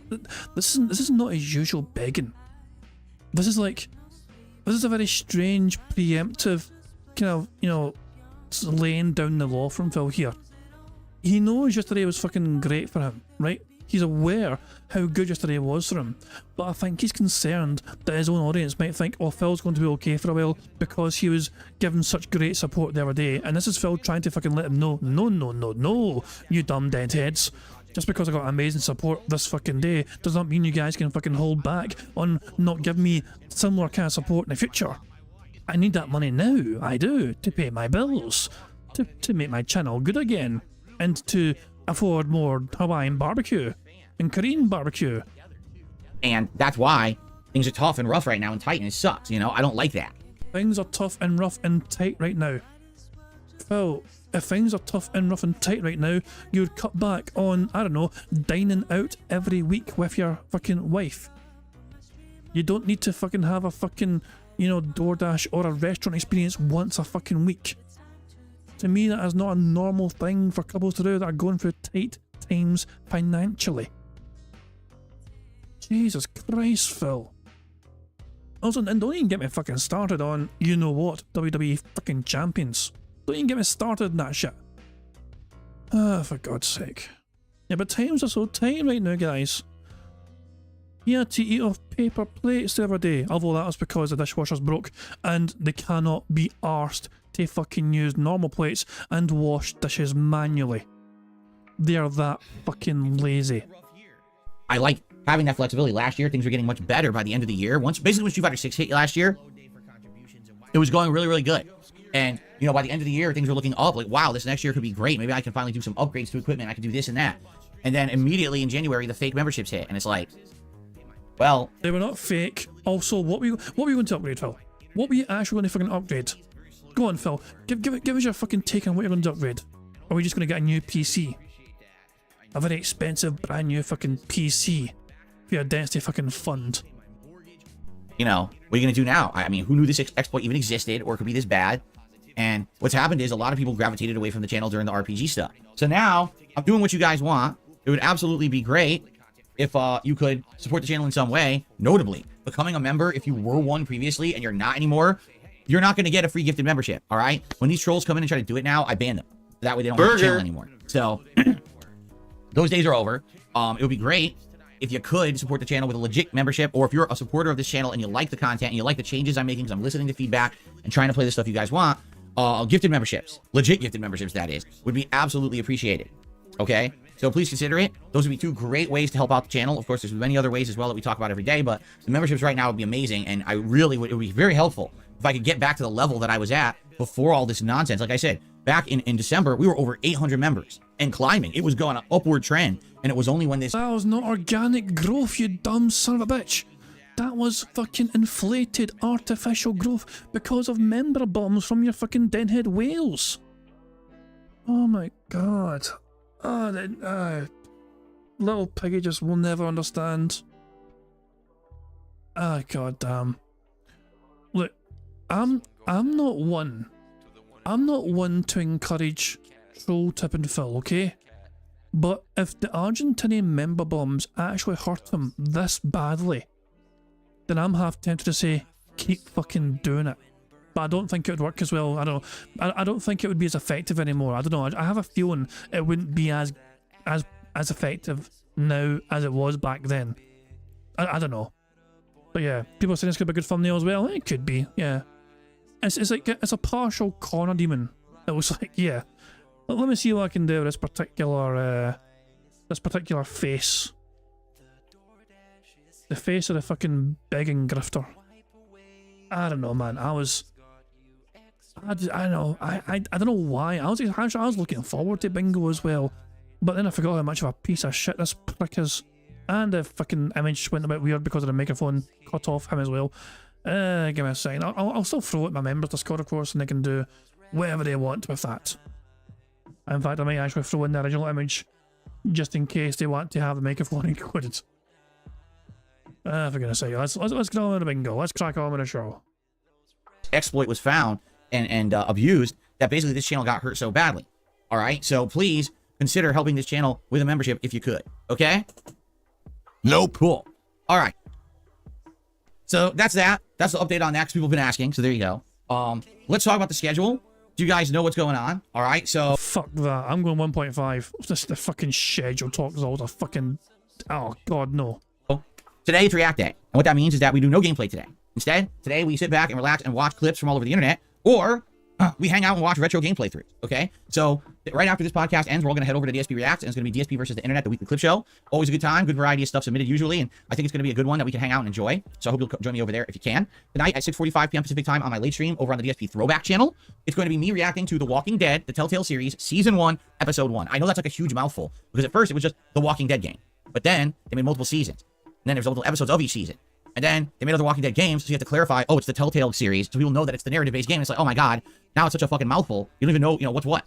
So, The Walking Dead, when I played it in 2012, was groundbreaking. And what I mean by that is, it was a time when the zombie craze was at its height in 2012-ish. People were so excited for Walking Dead, they loved the show.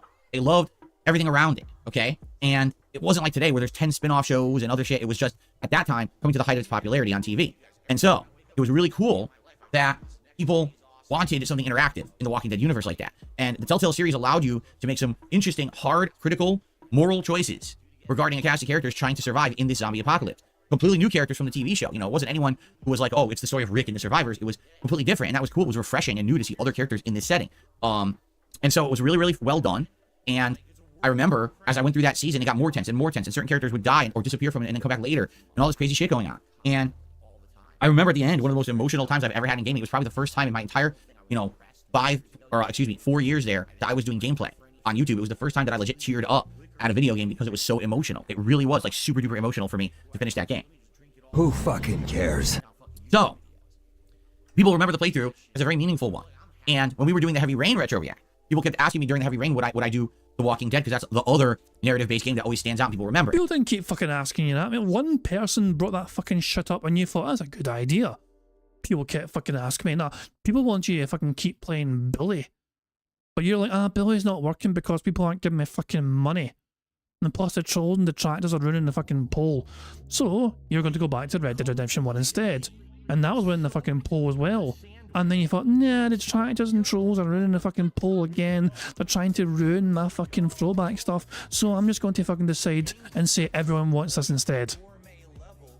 It's just unreal. The best part is Red Dead 1 was like something that he had already done himself on his channel, and like that wasn't detractor influenced.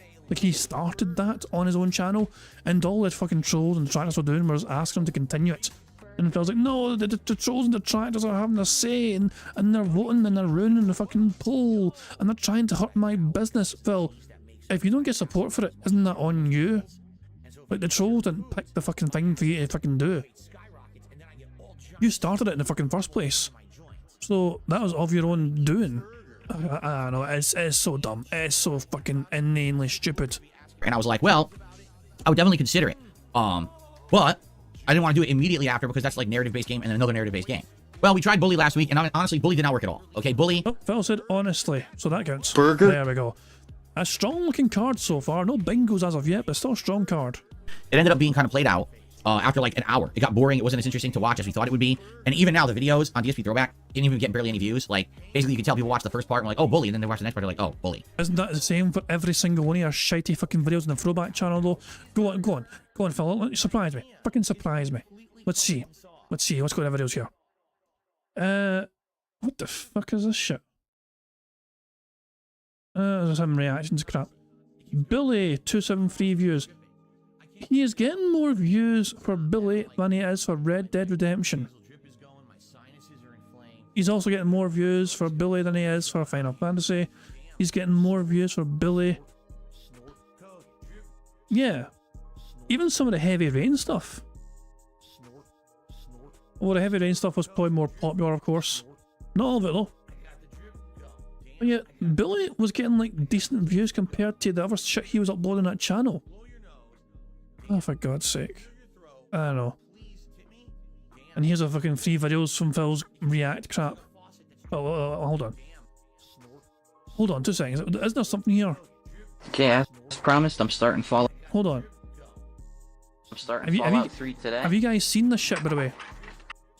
Phil is claiming that his crack team of dent-headed editors somehow took Phil's original footage and managed to AI upscale it. So it is this instead. So Phil was trying to convince everyone that this is now that was that essentially. So let's see let's see what it plays like. Okay, as promised, I'm not seen this yet, by the way, but clearly you can tell there's something sus about it, and there's something not right. starting Fallout 3 today. What everyone says is that this game's really, really long, but I guess we'll just have to see for ourselves. If it's good, then long is good. I'd like a game that's longer, but still fun. Alright, let's start a new game. What the hell? You get to make... Look at this shit, man. It's actually some sort of fucking... What the fuck, man? I'm so confused. Screen and colour adjusted to match direct capture. What do you mean match direct capture? This wasn't direct capture. Oh, for God's sake. Make your future self? That's kind of odd. Why can't we just get to that? Alright, let's see. You can make preset faces. Look at this. Ew, it's fucking... They got Vanilla Ice in the game. Vanilla Ice. Jesus. 9 years later. D-Flicker was used apparently. I was sure it's not just an alternative version. So I'm what, 10 years old now? Dang, you turned the lights on too fast. You blinded the poor kid. Happy birthday! He is growing up so fast. I mean, to be fair, it actually doesn't look terrible. But there's something off about it, if that makes sense. There is something distinctly off about it, and I can't quite put my fucking finger on it. You know? I don't know. The bottom right shows the way it was edited. Oh, you mean, hold on, so if we go back here.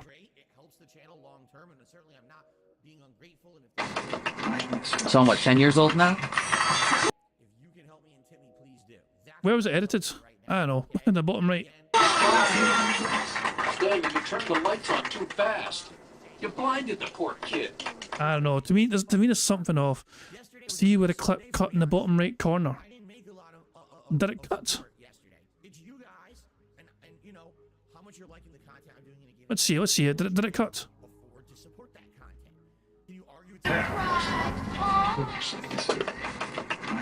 So I'm what, 10 years old? Ah. Aye. Yeah, you can tell when you pause it there. Yeah, definitely. The light's over the whole... Yeah, so yeah, that's a good point. So the light... You can go frame by frame. It's kind of strange how... The whole 9 years later frame, the whole whiteness of it all is there. Filling the whole entire frame. And yet, when you play it normally... So I'm what, 10 years old now? It suddenly changes. So yeah, the editors have definitely stolen some assets from other content creators, potentially, to fill in some gaps here. That wasn't them fucking using D-Flicker at that particular screen. That was footage that was not belonging to Phil Burnell. Because there's no reason why... So, why is Phil's frame here, but the white part of it is there, over here? This one stays the same. This one stays perfectly the same, the left-hand side. The right-hand side, though? Why? What happens there? Why does the white... So, why is this part of the screen not here and this black gap? You know? Yeah, yeah. Your editors are fucking stealing footage from other fucking people that played Fallout fucking 4. They're fucking filling in the gaps with it. Let's skip ahead, see if we can see anything else like that. There's not a huge amount there. It looks like it's been pretty stretched out a bit or something. Is there anything else? Is there any other fucking like cutscenes or whatever? In particular, I don't know why you guys. Okay, I don't know, it looks weird to me. I don't know, it just looks a bit off. Oh, this is awful. Right trigger attacks your target. Change body part. Jeez, that's actually a good example of what the fucking this AI upscaling was. Phil's camera fucking like autofocused, and so the real, the fucking digital AI crap also had to do the same thing. Dude, to enter VATS, push right bumper. Okay. Welcome to the Voltic assisted targeting system. Jesus Christ, man. Yeah, to me, it's like, what the fuck? But yeah, there you go. So Phil, once again, pretending that his editing team did it all. They restored all the original footage, and they also stole some footage from other people as well, most likely. Anyway, let's get back to the bingo. We're doing quite well, as I said. Hopefully we can get the full house today and add to our bingo prize fund. Right? So, it is what it is. We tried it. It didn't work. We're going to try this week with The Walking Dead. So here's the It is what it is. Hurry. burger There we go. thing. If the stream tonight goes well, if people show up and engage and support and it goes really well, then I will keep doing Retro React once a week on Sunday nights. All right? And we'll probably continue with The Walking Dead since it worked. Or we could do a poll, and we could always see if people want to do another game. But if The Walking Dead works, I feel like we should go through it. I believe there's 5 episodes in season 1, so it would take 5 weeks to get through, similar to 6 weeks to beat Heavy Rain. And I think that would work. So I'm thinking that's what we can do. Well, but if tonight engagement and support and attendance are all down and people are bored again, then I think we're just going to give it a break. At this point, it's like 2 straight months we've been doing Retro React. And I'm thinking we should give it a break and instead get other gameplay and stuff into the late night rotation, and then maybe come back to Retro React every 2 or 3 weeks as something for variety. It's a shame, but what can you do? I don't want to keep doing something that's not working or is not special anymore because we're doing it too often. And I want to make sure that it's the games, not the show. That's the problem. So let's see. Let's see how it goes tonight and go from there. Hopefully people will show up and hang out and support the stream. And if that's the case, let's keep it in the rotation. All right. So there we go. So that's today. Tomorrow, it's the conclusion of Alone in the Dark. Alone in the Dark has been a surprisingly great game. I have absolutely enjoyed all 9+ hours that I played of it. I think that the story, the acting, the atmosphere, the graphics are all superb. Even the music, like all that is great. The one thing that's a little lacking is the combat. Not the puzzles. I think the puzzles have been good too. But the combat. The combat is clunky and a little bit stiff, and in some cases kind of cheap, where enemies kind of spawning right in your face. The good news is the game is great with checkpoints, so it's not like a big deal. But I can understand if someone loves combat in this style of game, you're like, oh, this is nowhere near as good as say Resident Evil or something like that. But at the same time, I don't think that's what they were going for. I think that they wanted the combat to not feel so good because you don't want to be in combat. You understand? Like the whole point of survival horror is you're solving this mystery, you're in this weird atmosphere, and you want to feel ultra tense. I'll be honest, like when I was on the riverboat section and there were all these little monsters coming after me, and here I am with limited ammo, almost no health, and a bunch of melee weapons, and I'm trying to swing to survive, swinging for the fences. It was very tense actually, and it worked. It worked as a survival horror setting. It was actually quite tense and scary and suspenseful. It's not as refined as a ginormous AAA big budget game because it's not a AAA big budget game, right? But I like it. So far, I've really enjoyed it. I mean, the locations in this game were outstanding. There's a good variety of places you go and stuff. And now we'll be in the finale tomorrow. Apparently, the game's roughly 10 to 15 hours long, depending on how long you take. It looks like I'm probably going to finish it up around the 12-hour mark, roughly. So tomorrow, we'll finish the game and see how it all ends. I'm excited to see how the end of the story is. So I hope you'll join me for that tomorrow on the day stream. There will be no late stream on Monday night. I have to film my private Patreon videos for the month. The good news is this is the one batch of them for the month, and after this, I'm done with that, and I can be here for double streams every day moving forward for the rest of the month. It's not like last month where literally week after week after week I had to keep missing streams. It's all set for this time, okay? Who fucking cares? Cool.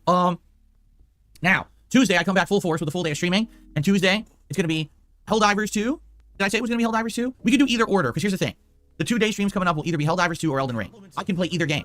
It doesn't really matter which I play as the day stream. Either one works. So whatever order you guys want, if you want Helldivers first, and then Elden Ring, or if you want Elden Ring first, and then Helldivers, we could do either one on Tuesday, okay? Tuesday night, I'm going to do some more Street Fighter 6. Probably this time, I'll probably go back to Honda and Dalcine, perhaps. That way, I'll have gone through all 5 of the characters that I can play in the game over the course of this week, which would be a great return to get a little bit of combat with each one, all right? So let me know what you want over the course of today and tomorrow, and that'll help determine what order I play this stuff on Tuesday, okay? Wednesday, I'm going to play whatever game I didn't play during the day on Tuesday on Wednesday. And then Wednesday night, it looks like I'm going to begin, finally, my co-op playthrough with my wife, Kat, of Beyond Two Souls.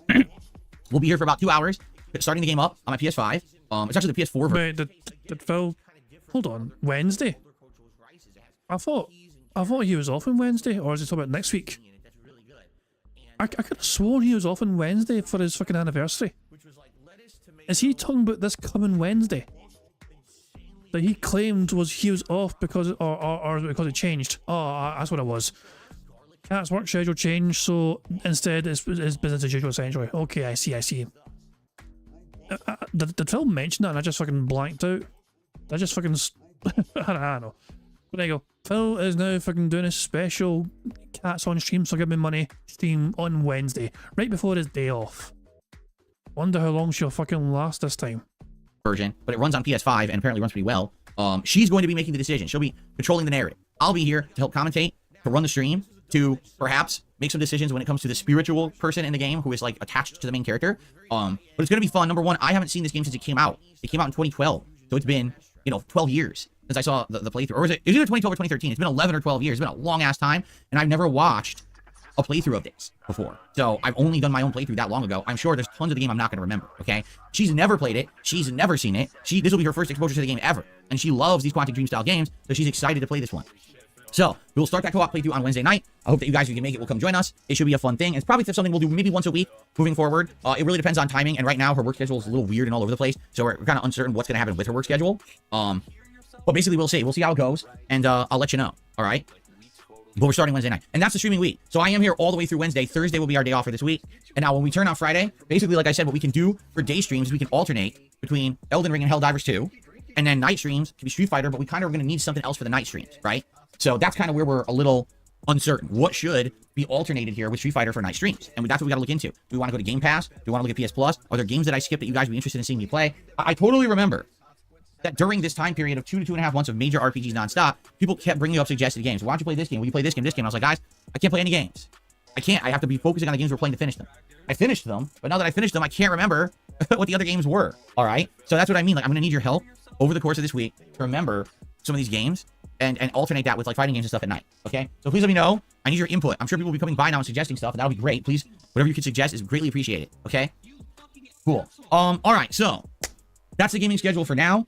Hope that covers it. So that covers the marathon yesterday. That covers how the channel's doing right now with memberships, and that covers the gaming schedule and everything. So there you go. Tons of stuff covered. I hope that sounded good. And all right. So here's the thing. Like I said, today I don't have a lot, and that's okay. Like yesterday was a very exhausting day with how long the marathon was. Let me tell you, I love doing the marathons, but when I'm here from 10:30 in the morning in this office all the way until basically like 10 at night, like that's how long I was in this office yesterday. It was like 12 straight hours. I'm like, I am beat. I'm happy that we're doing reacting today. If we were doing tense gameplay and stuff today, it would probably be way draining on me. So I'm glad we're not. I'm glad that today's a more laid back, relaxing day. You sit on your arse every fucking day anyway, and Jesus fucking Christ.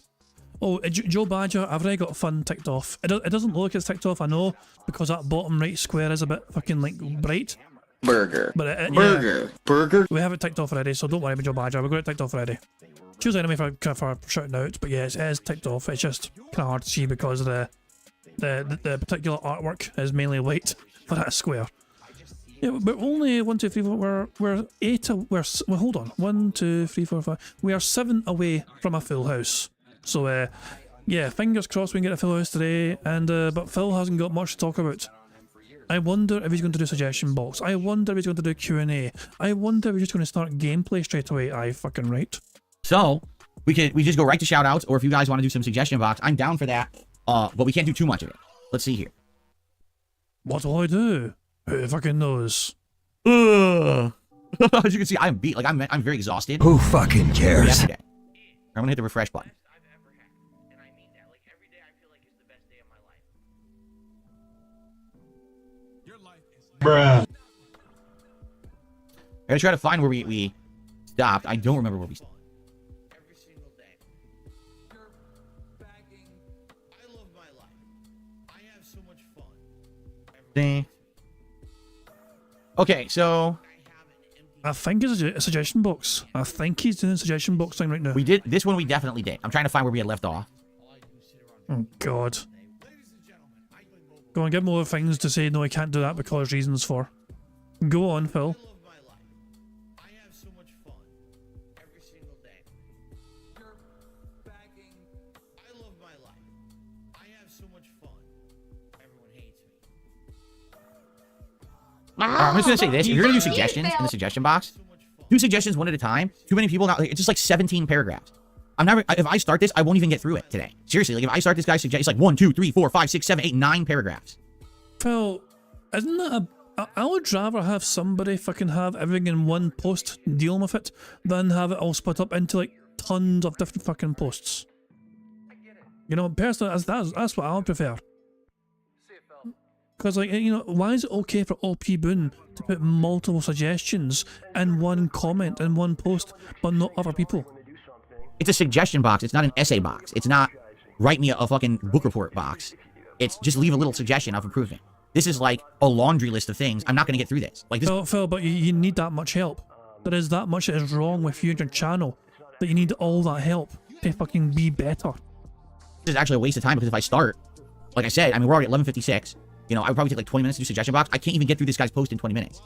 All right. So please, if you're going to do suggestion box, try to fucking do something that's concise and or organized and separated into. Here's another one. You know what? I'm just going to ignore everyone that posted up 17 things in one post because again, you missed the point of the suggestion box. I don't think. Oh my god.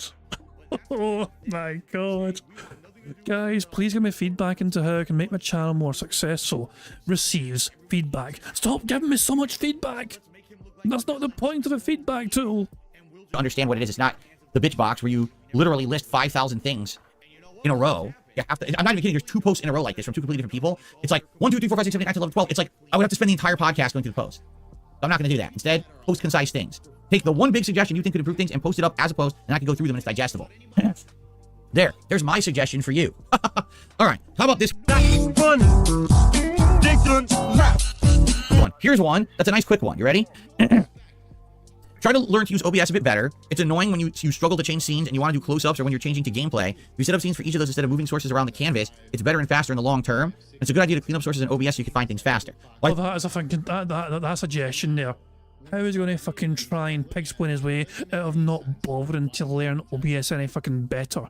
Reminder, he has a Stream Deck that he can use. He has a Stream Deck, but it was given to him by a fan. He didn't buy it of his own fucking volition, or somebody gifted him a Stream Deck to help him run his and manage his streams better. But he's using an outdated version of Windows apparently, so he can't use it. I think what you're talking about is, for example, if I wanted to do this, and I say, oh shit, I wanted to do a close-up, and I clicked the wrong one, so then I click on this, right? In truth, if I used this more, I would totally remember. The thing is, I don't use it as much, and so because I don't use it as much, I forget, and I click the wrong thing. I'm like, all right, close-up, oh shit, right? So, admittedly, there you've got a point when it comes to me doing those kind of transitions. However, what you don't understand is, for example, let's say I'm over here, all right, and I say, okay, it's time to set up gameplay. And so I go over here to the scene. I'm like, okay, let's do this. I go over here. All right, well, wait, I gotta get this up. So I get over here. Oh, no, well, now the webcam, right, is the wrong resolution. So now we gotta resize the webcam to the 4:3 aspect ratio, and then we gotta fit it to the border. What you're saying is have this all set up ahead of time. I can't.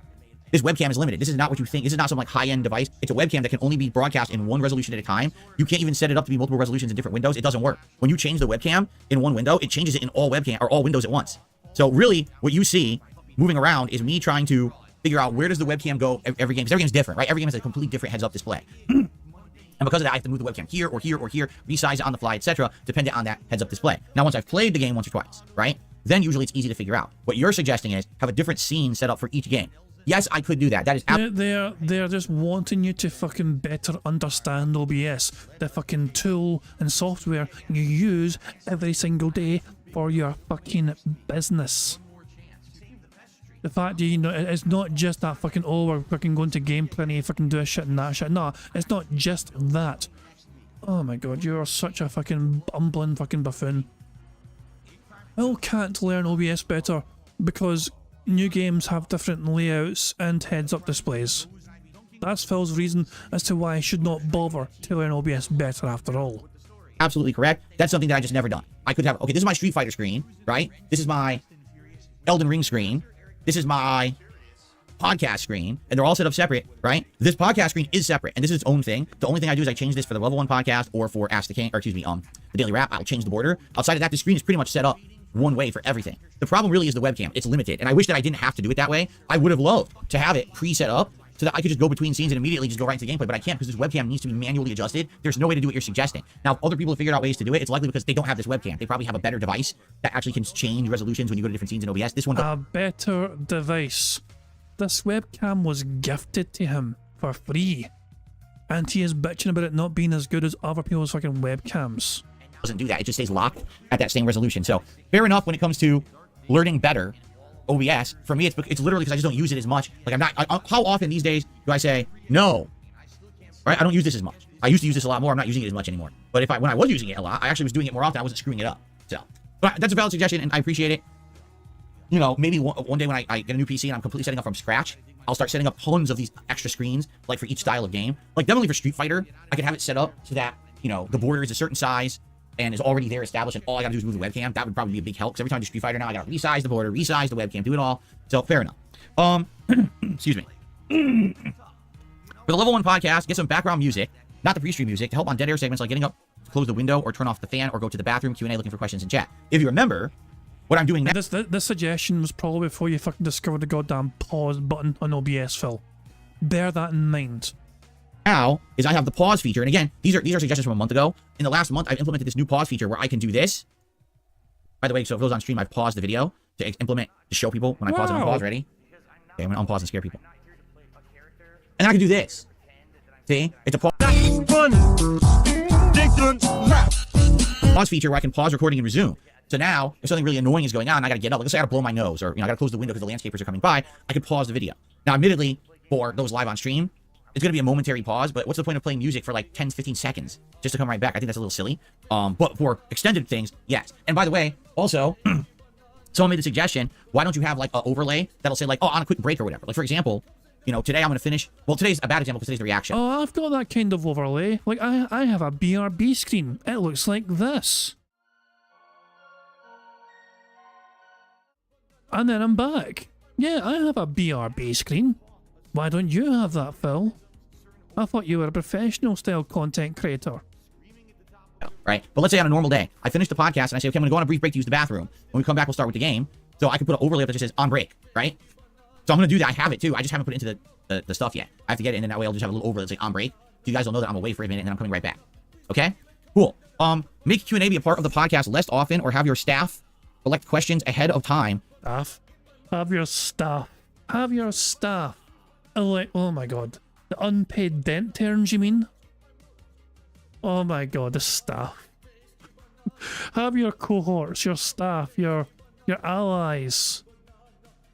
I'm going to wind it. I'm going to let him cook, but god damn, that just fucking broke me. Staff. Good one. Get it, and then that way I'll just have a little overlay that's like on break. So you guys will know that I'm away for a minute and then I'm coming right back. Okay? Cool. Make Q&A be a part of the podcast less often, or have your staff select questions ahead of time to avoid dead air killing. I don't have staff. It doesn't exist. I have a couple editors who do things like make thumbnails or make emotes or are upscaling a ton of old videos for my channel. I don't have staff. You should get that idea out of your head right now. Anything like that what you're suggesting has to be done by me. I don't have time to screen a ton of Q&A questions early. That's literally what the suggestion box is. Okay? Now you're saying make Q&A shorter. Well, Q&A works because we do it at the end of the show and we get questions out of the way. So that way we don't have questions when I start with gameplay or reacting or whatever it is. Phil, today you had nothing to talk about. You literally ran out of things to fucking talk about after your fucking schedule and your little fucking state of the business fucking membership meeting and your fucking, how did the birthday bash go?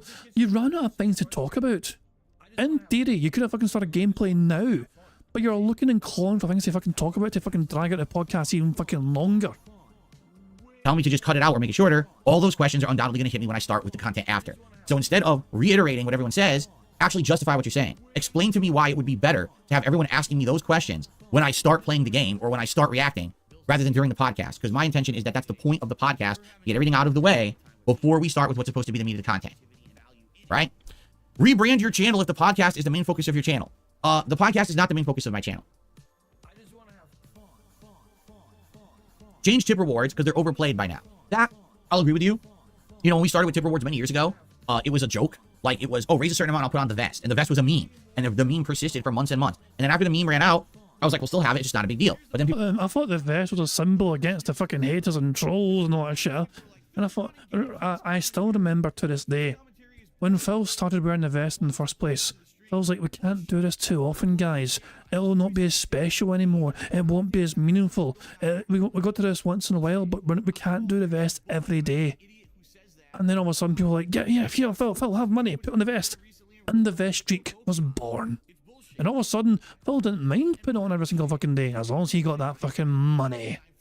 People were like, can you have other things? Can you do, other tiers? We wanted to see other silly things, like the gunner glasses or a hat. And we've added all these things now to the rotation that you can do. But you're right. I guarantee you, I'm calling it now. If he mentions football jerseys, that's a free space. They've been around for a few years and they're not exciting anymore. I agree there. So what would you like? Because here's the thing, when you say change the tip rewards, great. To what?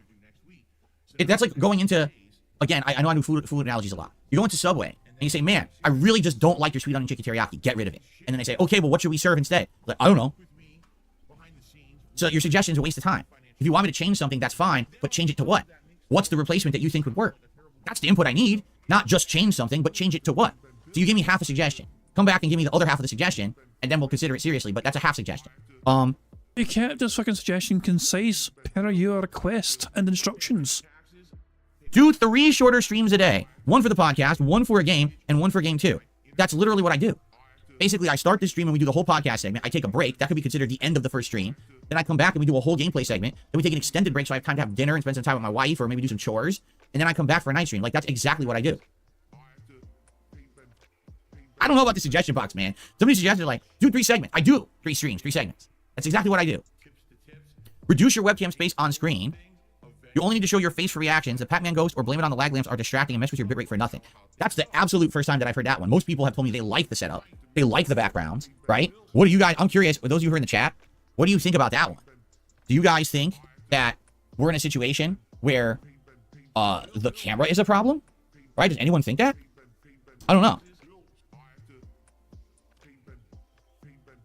Okay, someone actually already banned that guy? Okay. Obviously, guys, I wasn't looking at chat because I'm doing suggestion box. Oh, Phil said obviously, we have our first bingo of the game. Burger? 5 in a row. That's concerning. It's been a long time coming. It's still been a good card. You know it's our first bingo of the game. We are not far away from a full house. We are 6 away. I took care of it now. I haven't heard anyone complain about the camera besides this person. Seriously, like, I haven't heard anyone complain besides this one person. And it's like, huh? So, I don't know. Unless more people complain about that one, I don't think that's something that's going to be changing. And also, make the camera smaller. Does anyone think the camera is way too big? Get a new microphone. Here's the thing. We've already fixed this because, again, these suggestions are a month old. They're like, get a new mic, your audio's too low, and blah, blah, blah. Everything's fine now, right? In the last month, we made audio improvements, so the volume's louder. We have filters on the mic. Pop guard's different. Since we made all these changes, I think the audio's better on the mic, correct? So that one was legit. I agree with you that there was problems with the mic, and I think they've all been fixed. Okay. So here's someone saying, lots of your fans want to be a top super chatter leaderboard. You said this is not possible because of the different currencies. How about this? Super chats are made with US dollars, euros, and British pounds are eligible for the leaderboard. Euros and pounds are more valuable than a dollar. With those, you know it's slightly more than the amount would be in dollars, so you don't have to convert a less valued currency amount to USD. This might be unfair to those who don't live in countries of those currencies, but I'm sure the majority would like to change. Even then, if you were to say, get a 10 euro super chat, treat it the same as a $10 super chat. Sure, it might be unfair to Europeans, but at least it would allow you to easily put a top super chatter in the leaderboard. It would take you literally 20 seconds to fucking Google that shit to see if it's fucking worth more or less than a, you know, like, just Google currency converter. Do it on your fucking phone, Phil, on the fucking fly. It's not, oh my god. Oh, Jesus Christ. It hurts. He's such a lazy bam. Could. If people really wanted that, we could do that. And the thing is, that's going to give less people opportunity, right, to really get highlighted. Because if you remember, the way that I do this leaderboard is, yes, we do top tipper, but we do last super chatter, which basically means when people super chat, they're always going to get highlighted on the leaderboard unless there's like 10 super chats into session, boom, boom, boom, boom, right? So, yeah, like the way I see it, I like this because it basically think of it this way. Most people who tip, all right, are usually coming in here to do some pretty significant contributions. We get some pretty big tips. I would definitely say we get way more big tips than we get super chats, okay? Not to say that I'm not appreciative or that we don't get super chats that are big. We do sometimes. It's just not as often. Usually people who come in to do super chats, That is something that you have instilled in your audience because you have fucking prioritized tips over super chats because you get those funds immediately. You cannot pretend to act surprised when tips are prioritized by your audience over fucking super chats because you fucking demand it from them so you can get that money instantly and immediately. Don't fucking try and pretend otherwise, Phil. Most YouTubers, it is more normal for them to get super chats over fucking tips. But you have fucking changed things around because you're absolutely greedy and you need that money immediately. For your fucking to pay these bills and all that shit. And feed your fat ass wife. are just tossing about $1, $2, right? Maybe $5, and that's great. And again, no problem there. But the biggest contributions are usually coming in as tips, right? So doing a top tips leaderboard makes sense. When literally the vast majority of super chats I'm getting in a day are $1, $2, $1.50, right? Maybe $5. Does it really make sense to have a top super chat leaderboard? What ended up happening is if one... If you have a leaderboard, it may encourage more, more cheers. And not cheers, super chats. Cheers is a fucking Twitch thing, innit? But yeah, the leaderboard might incentivize people to use that feature more. Ooh, how about that, Phil? Person that's a sizable super chat, they're on there all day, and nobody else will get that recognition. Right now, tons of people get recognition because of the way I set it up. But listen, I could change it if people were interested. Again, you're right, the currency conversion has always been the thing holding me back. It's annoying that YouTube doesn't do that, and therefore I can't really tell the difference. Like right now, I couldn't tell you if a euro, a pound, or a dollar is more valuable. I guess you say that both the euro and the pound is more valuable than the dollar. The pound is the most valuable, then the euro, then the dollar, I believe. But how do you discern between? I don't know. I just have to lie or guess, and there's going to be mistakes made then. I'll have to lie or guess. Isn't that your usual fucking modus operandi, Phil? Isn't that what you do anyway? That's the case. You know what I'm saying? Definitely. There'll be situations where I think one thing's more and it's not, and then people will probably complain, right? So it's really on you guys. Let me know if people think that that's a good suggestion. It's on you guys. It's on you guys to fucking tell me what's worth more. Hey, start doing top super chat instead of last super chat. That's something that I'd be willing to try. I don't know how well it's going to work, but let me know. Okay. Let's see here. Why not go back to games you like and do challenge runs? For example, complete a game using only X weapon. Try and follow some fun achievements. Maybe do good bad decisions on a playthrough like Paragon or Renegade and Mass Effect or shorter games. I think others can tell you if you're enjoying a game or not. It does a lot to your performance as a content creator. That's why I think going back to games you love and like, maybe spicing up the playthroughs with hurdles. Challenges or just different approaches create unique, fun, and memorable experiences. You could use tip goals to incentivize viewers to unlock these playthroughs. But what do you guys think? I guess the question is, what kind of... He's tried to do tip goals before in the past for, you know, some playthroughs. I think it was like a Mario game. I was like, oh, Phil, if you do this, if you complete this particular course on this Mario, I think it was Mario Maker, actually, the Mario Maker game. And then people like going, oh, Phil, if you complete this course, I'll give you like fucking, I'll tip you and all that shit. And so Phil will try and beat this course and all that shit. He's done that in the past. These kind of challenge runs to a certain degree. And also, yeah, as well, bounties and war zones and everything, you know what I mean, for sure. But yeah, it's a solid suggestion. But I think Phil's too lazy to implement it properly. games, right? Would you guys think would work for that for me? There you go. So it's not up to Phil to fucking pick the games. It's up to the audience. So the audience have to pick the games for Phil to play, for the audience to then give Phil a lot of money to play, and then reward him for completing things in that game. So the audience have to pick the game, and then financially support the game, and reward Phil for doing the things they suggested Phil should do in the game. Phil just can't pick the game himself because you'd think, as somebody who's done gaming content as a business for 15 years, you think you'd be better educated on what sort of games would be good for that sort of thing by now. But I guess not. I need a fucking break from Phil. I'm just gonna show you a bunch of fucking random things that my fucking members are fucking making bizarrely. Takozala made this abomination. I don't know. I just don't know. D-Dog came up with this. Goutzilla -1 level podcast. Meester came up with this. He calls it Gout Boder. So, Jesus, man. Quite an interesting combination of various different artworks there. That's cursed. That's cursed. That's super cursed. All cursed. Takozilla, D-Dog, Meester, cursed is all heck. Now, that little distraction out of the way, let's get back to bingo. I'm honestly not sure. You know, I think the reason why you never see me do that is because I'm a variety creator. You're a fucking pish creator. Guys, we have had 100 likes on the bingo. Thank you very much for liking the stream. 100 likes gives us a free space, but not only do we get a free space, but we also get to enjoy the Bubbles animation made by the supremely talented Pixar Animations to celebrate 100 likes. Remember to keep an eye in the bottom right for Jasper to do his thing.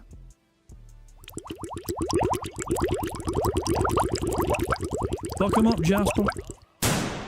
Good cat. Glorious stuff indeed. Guys, thank you very much for liking the stream. 100 likes, that is a free space confirmed, which means we only need 5 more things to happen for us to get our full house. It's possible. Hopefully we can get it. If I were someone who only played fighting games, who only played FromSoft games, who only played Call of Duty, then it'd be like, okay, well, you need to add these X factors in there because, man, does it get boring once you're just playing one style of game over and over and it's the same thing in a loop, right? So, how about this, Phil? Friday Night Fights, you're playing Street Fighter 6, you're in ranked mode. That's important. Ranked mode is important. How about you fucking trying, the longer you have a winning streak, the better your fucking reward is. You know, there's some sort of incentive that way. Although how do you guarantee your dedicated fans fucking reward you for meeting that certain goal? I don't know. Just I mean, all those things off the top of my head. You love playing Street Fighter 6, you know? Why don't you fucking try and get your audience to try and encourage you to reward you for doing well? Okay, I know for a fact there's people who play FromSoft games like crazy, and they're in their second, third, fourth run of the game, so now it's the naked run, now it's the fist run, now it's this certain sword run, use craftable items run. Like someone had just said yesterday, during the birthday marathon, that there's some guy, I know who he is, he's, I think, Lobos Jr., I think he's a FromSoft player, right? Like, he plays all the Dark Souls games, and they're like, he's already in his second run of Dragon's Dogma 2 playing it completely differently. And I'm like, see, that's what he does. But that's because that's the kind of game he plays. He plays that style, so he has to do those variables to keep content rolling, because without that, he's dead in the water, there's nothing else to do. With me, Plus he really enjoys those sort of games. Always have games to play because I'm a variety creator. I can play a jillion different games. I've never really heard anyone say... A jillion different games. An interesting number. Jesus! Alright, so ladies and gentlemen. 6 million. 6 million. That's a pretty interesting number, isn't it? 6 million. Well, guess what? You're wrong. It didn't happen. You're making it up. Right? You make that shit up. No, how about this? Banned. Gone. Forever. Because I don't put up with your fucking bullshit. Now that was good. Now that was a fucking good one. The boss being right. Why the fuck is there annotations? I don't fucking how do you hold on? How do you fucking turn off? Where's the annotations? Captions? No fucking captions. Get the fuck out of here. Fucking random ass captions on there. Ruining a perfectly good YouTube short by having random captions saying banned, misspelled, thinking it's talking about a music band. But yeah, I wasn't going to fucking play it, but Phil said jillion and it's a very interesting number. You cannot deny a jillion is a very interesting number indeed. Hey, go back and do another run of this game with this variable. I've suggested that, actually, over the years. Remember, I said we could do, like, challenge runs of classic Super Mario where I have to beat a stage in a certain amount of time or, you know, only use a certain kind of weapon. We were doing that in Call of Duty. Do an all-knife match, do an all-handgun match, or how many kills can I get in the match, right? We were doing these things with bounties and other things over the years. And they were fun. So, if you guys have ideas of stuff like that, I'd be open to it, for sure. Let me know. I would like, again, I like the suggestion, but I need more specific examples. How can I really make as much money from you as possible? Please tell me in very precise detail, step by step, how I can maximize my profits from dent heads like you. Go. That's what he wants. Give me a generalized suggestion. I like the generalized suggestion. For example, right now, in the next week, we're gonna have to find something else to do to put into the rotation as like a night stream. Maybe we could do some challenge run night streams in games. But what would you guys like to see me do? What would the challenge runs be? Right? I need feedback on that. Russian roulette, but all the chambers are filled. Okay, cool. It's already 12:14. I feel like we should get shoutouts now. I feel like if we don't get the shoutouts now, we're gonna end up going way late. So I think we'll do that. And by the way, it's pretty funny. I started doing suggestion box and we lost over 50 viewers. No, we didn't. Wait a minute. Oh, that was weird. It said that we did, and then it went right back. Okay, never mind. I don't know what happened. The bot glitched out, I guess. Your fucking view bots are going all bizarre. There. My leaderboard said we were down to 300 viewers and it went back up to 350 instantly. Like, I was like, how do we lose 50 viewers? I don't know. Anyway, let's do some shoutouts. So we start off today with a $1 tip. Wait a minute. What am I doing that for? I have to do the YouTube side of stuff first. My bad. Sorry, guys. YouTube side of stuff first, then we'll get the tips. So Africa did a $5 super chat. Thank you for that. Hawkey became a member this morning. Thank you, Hawkey, for the membership. BB Phil did a €5 super chat and said, I've already rewatched yesterday's feast twice. The meat looked succulent. Well, there you go. Deliciously succulent. Thank you, BB Phil, for the super chat. That not only is the latest super chat, it's also the biggest super chat of the day. So it's both the last and top super chat. And Token, 3 months as a member and said, let's support the channel. Heart emoji. Thank you very much, Token. Okay. Now we can get to tips. And we start off today with a $1 tip. From someone who wants to be unbanned. I can see if I do this fast. If I can figure this out quick. Hold on a sec. Oh, is it? Oh, it can't be Kirk, because Kirk's not allowed to unbanned, apparently. See if I can do this very fast since he gave me his information. Trying to do this here. We're going to try to do a new record. All I have to do is give Phil money to ask. I will say this, that YouTube has dramatically improved stuff in the last few months. So now, I no longer need your channel URL to find you on YouTube. All I need is your tag. You know how it's at and then a name. If you give me that, I can now search and find your channel almost instantly. And it didn't used to be like that, and now they've fixed it so it works. So if you just give me, you don't need it for an unban. You can just do at and your name on your channel, and I can unban you. So this person gave me $1, said happy belated birthday because they weren't here yesterday, and was wondering if they could be unbanned. They said they got banned like a year ago, and I just unbanned them. That doesn't mean So the person is like, hey Phil, congratulations on having a birthday. Have some of my money. Also, please unban me. Jesus, man. All it cost him was $1 to get unbanned. they're not just gonna get banned again, right? But we'll see. So you're unbanned person who tipped me $1 overnight. Oh, let me rewind that just to see what you said there. My bad. Tipped me $1.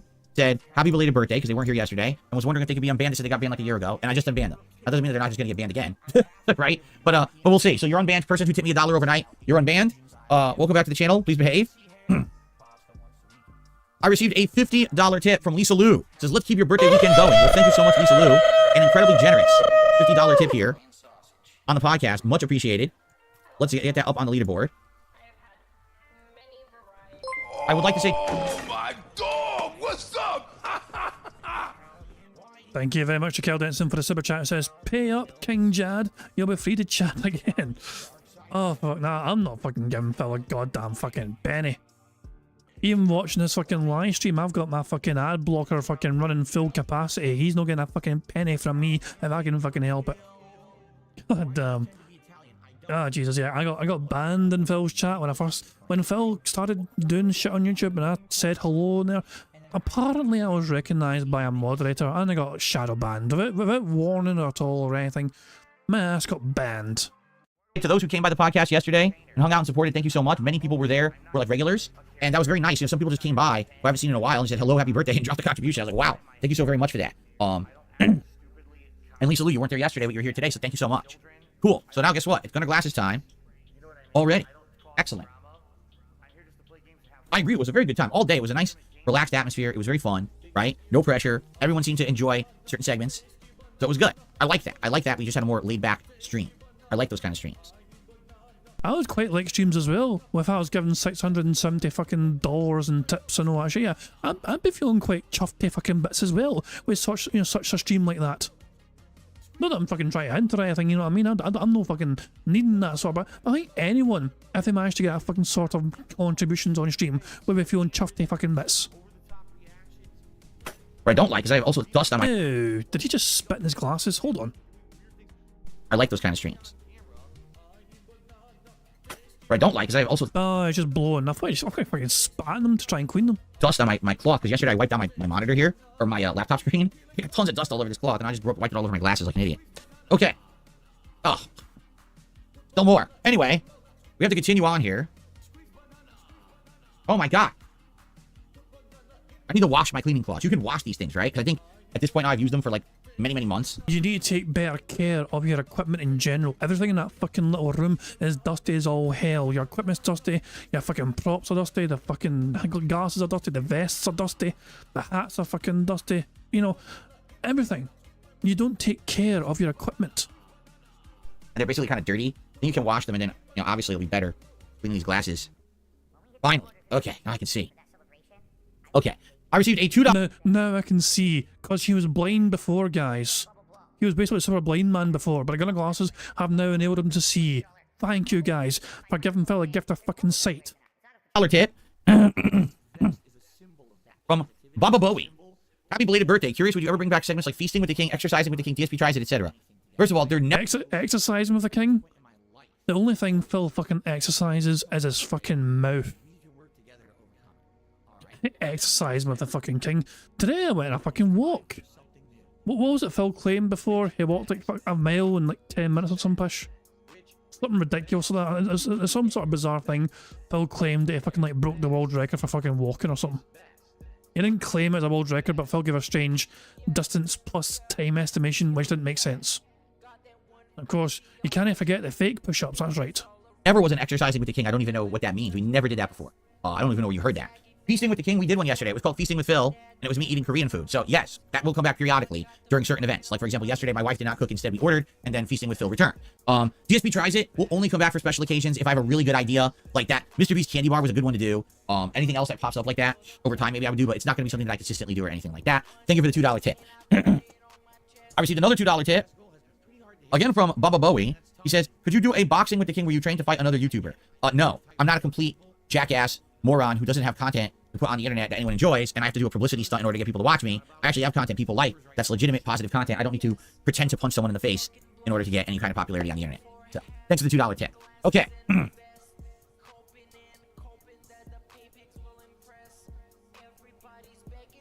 Can you imagine if Phil agreed to do some sort of boxing thing? The list of possible fucking opponents. Can you? That'll be one massive fucking list of people that want to fucking beat the shit out of him. You'd have LTG, you'd have Jaha. Keemstar probably fucking hopping the ring to have a fucking go at Phil for how much fucking Phil frustrates Keemstar. Alrighty, hold on 1 second.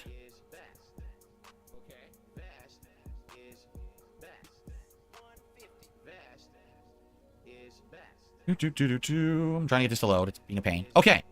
I received a $20 tip from 1 Minute Man. It says, "Hi Phil, you asked for feedback, so here's mine. Baldur's Gate 3 with a salami. He wants me to replay Baldur's Gate 3, only using a salami as a weapon for the entirety of the game. There you go. I think I'm going to pass on that one. I think that's a challenge run that maybe is better suited for people who, I don't know, like handling salami or something. I don't know. Not me. All right, but thank you very much, 1 Minute Man, for the $20 tip. I appreciate that. Okay. Yeah, fuck 1 Minute Man. Cool. Yes, exactly. Maximum Turbo says RPG Overload is over on this channel. It is. We're done with RPG Overload. All right. So I've gotten through all the shout outs. If you guys have some questions or things you'd like to discuss, Nope. let me know. And we'll do a little bit of Q&A before we end the show. Derek says, thanks for a fun birthday bash yesterday. I had a lot of fun. I fell asleep near the end. Derek, I will say this. I'm sorry. Hold on. Derek had a whole lot of fun, but it was so boring his ass fell asleep near the end. I guess Derek and Aviga have something in common. They both fall asleep randomly during Phil's content. Sorry we didn't check out your questionnaire. I know you put time and effort into it. The thing is, people told me apparently that site is known to be troll abusing. Like, if we put the link up, trolls could have gone and I guess abused the poll and just skewed it or screwed it up. I don't even know what it was. I guess they could have like done stupid answers or something. So as soon as people said, oh, it's opportunity for trolls to get involved, I said, I'm not even going to waste time. I'm not even going to try it because, like I said, I want to avoid giving my trolls any kind of opportunity to mess with anything, right? The less opportunity they have to be involved with my stuff, the better. And so it makes more sense. Wow, that is way off. It makes more sense to say, hey, if the trolls are going to have any kind of involvement, skip it. And that's what I did. So I apologize for that. I didn't really understand. I thought what it was going to be was just like a fun questionnaire for us to go through about my past or whatever, and we would do it live together. But then when I found out there was an interactive part of it where people were going to be going and doing it, and Derek says, oh, I could have removed the trolls. Dude, do you understand that 99% of the responses would have been troll responses, right? It would have been the whole thing. It would have just been people flooding it with gross stuff. You don't want to, trust me. I have been there, done that with this kind of stuff, right? I played Jackbox Party Pack and this shit. You don't want to have any involvement in it. You trust me. It's the last thing you want to do. Get fucked, Derek. Yes, Gizmo, these are gunner glasses. They are blue light blocking glasses for people who sit in front of computer screens, televisions, etc. for extended periods of time. Personally, what I actually find that they're good at is they block air from drying my eyes out. When I wear these glasses, my eyes don't burn as much, right? So there you go. Oh, I see. Maximum Turbo says, the quizzes are multiple choice, not short answer, but people can easily just make really bad troll names. So there you go. 99% of people answering the polls would have been, you know, insanely disgusting, insulting shit. There's no point. Is Phil trying to insinuate that despite his amazing attendance on his fucking birthday bash stream yesterday, that the majority of people there were trolls? Is he trying to imply that? It seems like he is. Like, what was his average fucking attendance? Not shit. Hold on, let me go back to GamerFace Gaming, because sometimes he includes like the fucking average like attendance or whatever. Viewers, the viewers averaged out at 587. Okay, 587 viewers on average for his fucking birthday bash stream. If Phil is claiming 99% of people responding to that fucking Derek questionnaire quiz thing would have been trolls, then basically Phil only had, what, maybe a couple of dozen or, you know, legitimate viewers that were his own fans? I don't know. It's a strange fucking thing. For Phil went from saying, oh, we had amazing attendance and support and engagement and interactivity, to, oh, if we did that, 99% of the fucking responses would have been trolls. There's just no point. Same reason why we don't give these idiots opportunity to screw with like my streams of gameplay and stuff like that. You don't give them the opportunity, and then they don't get the attention, because all they're looking for is attention. So yeah, sorry we didn't do it, but it is what it is. I received a $5 tip from Jackson. You said in the past games that have DLC don't do well. Why do you think Elden Ring DLC is in high demand for you to play? Because they're exceptions. Definitely FromSoft games have always been the exception, because people absolutely love to see me play hyper difficult games and struggle and die, but then persevere and win. It's always been par for the course. Every single time there's been a DLC from FromSoft, people want to see me play it, I play it, and it does pretty good. So that is literally why. I mean, there's other games, it's not the case. Most games, it's not the case. FromSoft is like the one exception, because people just like seeing that style of gameplay from me. I love that style of gameplay now. Originally, I didn't, and then I grew to love it. Now I play even extra games like Lies of P and stuff. They're super duper fun to play that style now. So there you go. It is the exception to the rule. Admittedly, other games, you know, when the DLCs come out, they just don't do that well. I mean, you know, I'm just trying to think like recently what DLCs I played that, you know, like Miles Morales did just okay. Didn't do as good as the original Spider-Man playthrough. Love how Phil talks about these fucking things, these DLCs, not from the perspective of a gamer appreciating the fucking content of the games, but more about how they perform on his channel. This is why he cannot be compared. He tries to fucking pretend he's just like you and me. You know what I mean? I play games as well. I enjoy playing games. I've been playing games all my fucking life. But here he is with a fucking real, honest, genuine answer when it doesn't matter how fun the gameplay was. It's all about how well it did for him financially. Because this is his fucking business. This hobby, this fucking passion he fucking had, has turned into some sort of fucking soul-sucking career where he cannot fucking avoid having a day off. If he misses a fucking day, he misses out on making potentially hundreds of fucking dollars. I guess to another extent, another exception there would actually be fighting games. Like for example, playing a new character in a fighting game. People are fascinated to see what's the new character, what are their abilities, you know, what can they pull off. Not to say that it lasts, because usually for a fighting game it's like, you know, a few sessions and then okay, whatever, we see the character, right? But definitely there's some interest there too, I would say. Yeah, remember Cracker Jacks, I had suggested that. He says it would be cool to do challenges with retro games, do a poll for which games to play. I had said that I wanted to do last year a retro game stream challenge where it was going to be me challenging myself some of the hardest retro games, like try to beat Ninja Gaiden, play Mega Man, but do like time constraints and things to try to beat Mega Man games that are the older, harder ones, stuff like that. No one wanted it. Yeah, people were just against it. What it is I hate to say it, I'm an aficionado of retro games. I like that era, like NES, Super NES. Sadly, this audience on the channel is not, right? I think a lot of these people who watch my stuff to this day are to them, the nostalgic days are like the days of PS1, PS2, you know, when for me, I was already a young adult and I was playing Street Fighter competitively and I really wasn't caring about that stuff anymore. So I just feel like there is kind of a disconnect between me and my audience in that regard, that my retro stuff doesn't align with theirs, and I have to do stuff people want, you know? It's not just me doing things just for me, it's for an audience, right? Or else I could just do those things for myself offline. What's the point? What's the point of broadcasting when people aren't interested in them, right? Okay. That sounds good, Derek. He said next year he'll just do those questions, put them into a slideshow, and we can watch it that way. That would be fine. If there was no interactive part, then that would actually be fine. Yeah, that would work. I received a $1 tip from Baba Bowie. Thanks for answering my questions. Why do you call it feasting with Phil instead of feasting with the king? Because that whole king moniker we got rid of. Now remember, I think it's funny. I think calling me the king of gaming or the king of retro or the king of whatever is funny. But remember that at one time I was also known as the king of hate, and that was a moniker that was supposed to mean that I own all the hate that's thrown against me, and I use that hatred that says, you're not good enough, you're a piece of crap, you're a bad person, and I use that to motivate myself to do better and actually persevere over my haters, right? But sadly, what my haters did is they made a whole campaign saying, oh, he's the king of hate because he's a sexist, he's a racist, he's a bigot, he's this and that. I mean, we were wrong. We fucking made these claims and we used evidence to back up those claims we made. The King of Hate is not a kind of moniker that you'd think people would want to be associated with. It's a very negative connotation. It comes across not as somebody who's provided meaningful, wholesome content. I was like, oh, Phil's a bigot? Here's several examples of Phil being a bigot. Phil's a racist? Here's several examples of Phil being a racist. Phil's a sexist? Here's several examples of Phil being a sexist. Phil's a toxic piece of shit who fucking abuses his audience. Here's several examples of Phil being a toxic piece of shit abusing his audience. Oh, for God's sake. So you felt, yeah, you had that moniker, and then it's like, all of a sudden people told you, and your own fans told you, it's kind of a negative moniker. Literally compiled an entire amalgamation of like bad clips of me from like 10-15 years ago, back during the days when I did risque commentary, and they sent it out across the internet to all the companies that I was doing business with, and sent it out across the fucking internet. Yeah, we have. So every single detractor had one big hive mind mentality apparently, and we all just had like one person funnel. Like we sent everything to Steve the Dead because he's used to fucking going through hours and hours of content for his own content. So we sent it all to Steve the Dead. Everything. Every single racist moment, sexist moment, everything got sent to Steve the Dead. And he, with one magic button press, because Steve's a smart person, with one magic button press, he pressed a button, and that sent out to every single person on the internet. All these Stream Elements got it, Teespring got it, Streamlabs got it, fucking Twitch got it, every single major corporation that are involved in the internet, you know, they got this compilation made up of Phil and all his massive thing made up. No, I'll tell you. Phil, your story is quite ludicrous and insane. It really is an insane fucking story, Phil. I want to rewind it just so you guys can hear it on how unhinged this fucking bizarre fucking paranoia is. Persevere over my haters, right? But sadly, what my haters did is they made a whole campaign saying, oh, he's the king of hate because he's a sexist, he's a racist, he's a bigot, he's this and that. They literally compiled an entire amalgamation of like bad clips of me from like 10, 15 years ago, back during the days when I did risque commentary, and they sent it out across the internet to all the companies that I was doing business with, and basically got me banned from all of them. This is why I lost my partnership with Twitch. This is why I lost my Teespring store. This is why some of the services that do pop-ups didn't want to process my PayPal tips anymore, all because of this nonsense. Okay, so I have 100% just stopped using that whole King or King of Hate moniker stuff because people just lie about what it means and spread misinformation, and sadly, a lot of people are just gullible idiots and believe it, rather than actually looking into the research for 5 seconds and saying, oh, that's not what it is, you're full of crap. They'd rather just believe it because they're stupid, right? So, it is what it is. You know, there's no reason to do feasting with the king when I'm not really calling myself the king anymore. You know, it's still a joke. I still think it's funny. You know, I never really was the king of anything, obviously. But I definitely think that it's better. Yeah, that's a good point. Imagine calling yourself the king or something. How fucking cringe is that? What sort of fucking weirdo would fucking call himself the king of anything?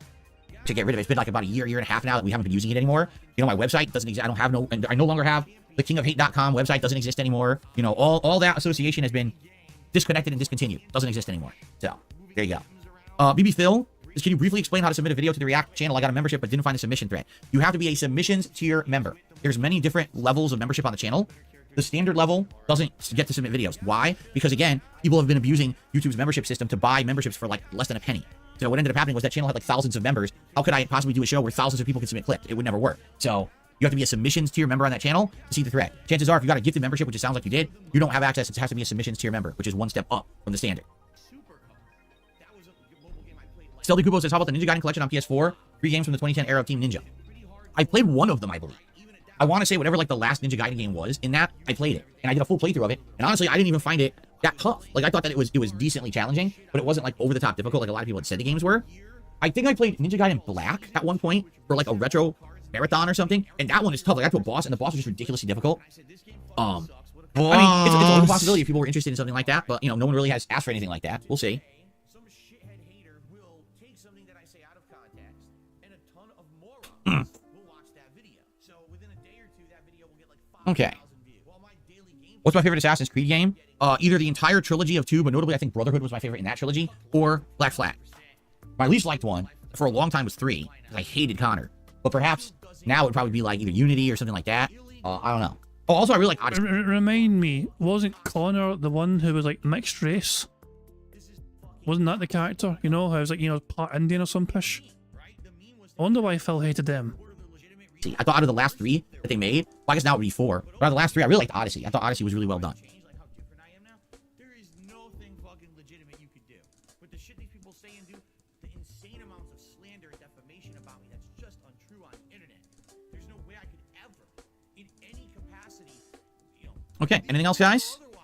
Any other questions? Well, I guess we're winding down here for the podcast, which is perfectly fine, unless anyone else has anything else to talk about. Remember, what will happen is after the show ends, you'll see, if you're on the stream, you'll see a pop-up that says, hey, we're heading over to DSP Reacts. So just click on that, it'll send you over to the channel, queue you up for the React show, and I'll take a brief break to use the restroom and set up for that show, and then we'll start with the reacting over there. Jade Van Zill, I'm glad you like the backgrounds, right? I think they're simple, but they match, you know, the theme of the channel. They're nice to look at. I like the colors that I can use now and everything. It's been a good year to year and a half, and by the way, it's been about a year since I fixed the coloring of the camera too. So I really do like the backgrounds. YouTube doesn't care. Illegal, immoral, harmful, fucking toxic. This is insane. Oh, let's see here. I got a, hold on. Kirk to the dollar. He says, you are a king. Don't discount yourself. You're the king of video game commentary. He puts a crown on his head. All right. Well, thank you, Kirk, for the $1 tip. He said something nice and not offensive. Thank you, Kirk. It's been tough. You know, my life has been tough over the last decade. It has. And when I read a message like Excuse me. that, up like a baby. But when I read a message like that, it makes me feel like it was worth it. You know, like Cadence, the anime girl, saying, see, Kirk got unbanned. Nah, that's a tip. all the stress and the He's banned from talking in Phil's chat, but he has never been banned from tipping Phil money. So he still gets to be a part of the stream as long as he gives Phil money via tipping on PayPal. So he's still banned technically, on his usual account anyway, on his main account, on YouTube chat. But he still gets to be a part of the show by throwing Phil money. And Phil's like, yes, please give me all the money so I can keep telling you, no, you're not getting unbanned. No, I haven't had the website for a while. See, a lot of people didn't realize this. They're like, oh, your website doesn't exist anymore? No, I got rid of it. There's no reason to have that site. That site sat around for 2-3 years unused. I use it like once a year. Now, anything that I do, I implement polls on, you know, the community threads on my YouTube channels. I have no reason whatsoever to have a website anymore. And We've been telling him that since 2014, essentially. 2014, 2015, the website was still there. I was like, why? It was so fucking weird. paying money every month to keep that site for years unused. It was really stupid.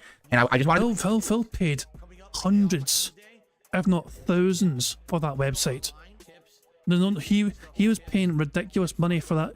I think it's some guy called Onyx or something, ONYX, who posted it for him or something. But it was kind of strange. But he had I'm pretty confident that it was 4 figures that Phil spent maintaining that website over years, and especially for the last several years, it's had no purpose whatsoever. to be safe. I wanted to be sure that I didn't need it anymore. And ultimately, I don't. It has no use anymore, so I got rid of it. No, it's not fucking funny. Now shut up. Derek, how long you've been a member on DSP Reacts doesn't mean that you can post messages. No, I don't know what you mean. There's different tiers of membership on the DSP Reacts channel. Remember, we had to do this a couple months ago to avoid the trolling with the fake memberships and ruining the channel. You have to be a submissions tier member to post videos, and that's not giftable. So if you only get gifted memberships, you cannot post videos on the channel. This prevents the trolls from allowing people to flood the channel with suggestions who didn't earn them because they didn't get a membership. Nintendo Online tips, bills and stuff tips. Tips are the liquidity of my business.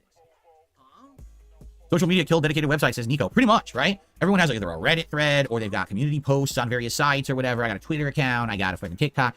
You don't really need a dedicated website anymore. There was a time when having my own website was a godsend. If you remember, many years ago, I used to do, before the trolling and shit, when people actually liked me, I would actually run entire events based off my website, where it would be like, you got to post up in a thread, and we're going to organize a multiplayer event. We figure out, you know, where you are in the world and what platform you play on, and then we could do different time zone segments. And the big thing that I got out of my website was the hardcore gaming season giveaway. Who remembers that? That ran for many years. I want to say like 5+ years. Every year during the fall gaming season, when all the games are coming out at once, between like September to December, literally once a week, I would give away some stuff. Sometimes it would be a game. Sometimes it would be some merch. Sometimes it would be like the collector's edition content of a game that I didn't really care to keep because I was buying all the collector's editions when I was doing my release day unboxing series. Hell, I gave away a PlayStation 4 console at the launch of the console. I gave one away within the first month the console had released to a fan. So, you know, it was fun. And what happens is, since people had to post on my site to get into those, it controlled the contest, right? Anywhere else, it was like, people could game the system or whatever. But on my site, I controlled it all. So, because you're a fucking control freak, Phil. I mean, no exaggeration. I always would get hundreds, sometimes thousands of people posting up to try to win that stuff. And then I would just do a random number generator. Boop, 422. And I would go to post number 422. That was the winner. I would contact them, get their information, and send off whatever the giveaway was for that month to them. And man, let me tell you, it was not cheap because back then, you know, we're talking over a decade ago, I had a huge fan base of people all over the world. Half the time I was shipping stuff to Florida. Florida. Why did I say Florida? I have no idea. I was going to say I was shipping stuff to Europe, Asia, other places, and the shipping cost was ridiculous. It was like, you know, $50 to ship a game. The game's not worth $50. I'm paying $50 to ship this across the globe, you know? But you know what? Back then, I was pretty much rolling in dough. I'm not gonna lie. I was making tons of money on YouTube. I didn't really care about the cost. It was just a nice thing to do for fans. That was a huge thing. That was the website was absolutely used for very regularly. Outside. So I've made something a long time ago about trying to guesstimate Phil's income because Phil, let me try and find it for you guys, right?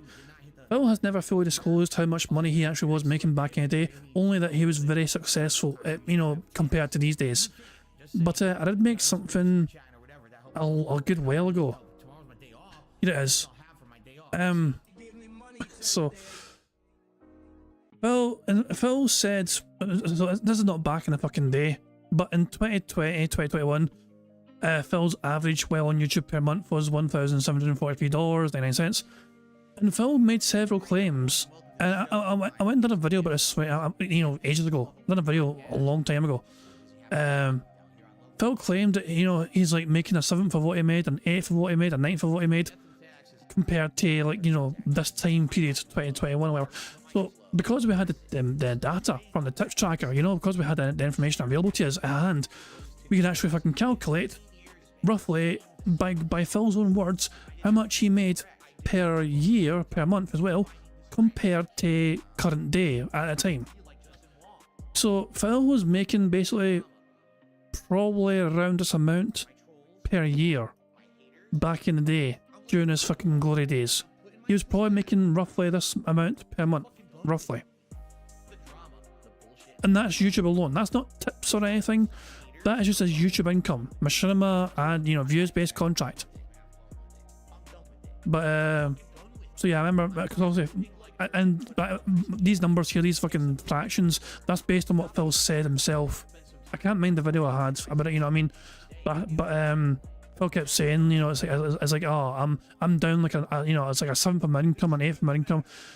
I think the 7th came from like him saying he's lost like 70% of his income or something like that, you know, compared to like back when he first started, you know, when he was successful on YouTube. And he was bitching and whining and moaning about, oh, fucking how much his life's been affected because he's not making as much on YouTube compared to back in the fucking day. Phil made stupid money back in the fucking day. He was given a ridiculous contract and he milked that bad boy for all it's worth, and I still maintain, fair play to Phil for milking that contract as much as he did. He was given a dumb contract and he fucking made the absolute most of it. However, he was not smart with that money.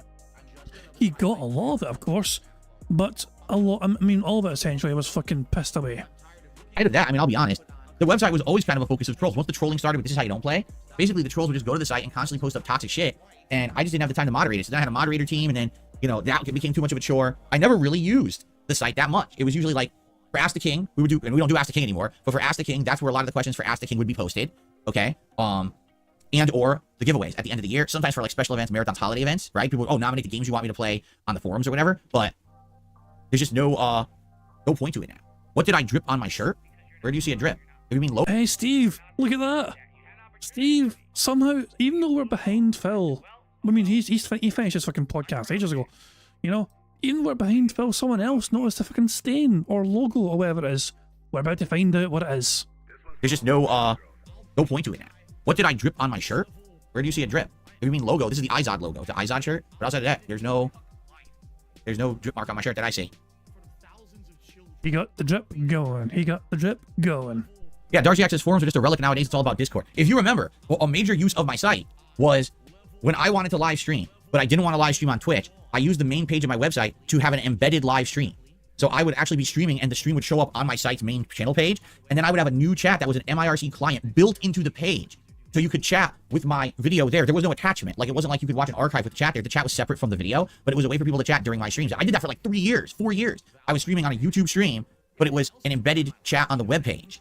And then I eventually went back to Twitch when you guys asked me to.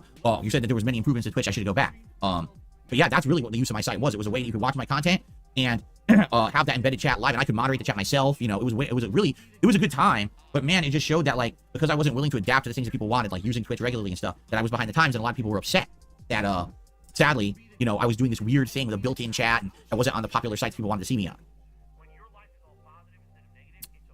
Was I hungover this morning? No, yesterday I only had 2 drinks over the course of the day. No, I wasn't hungover this morning.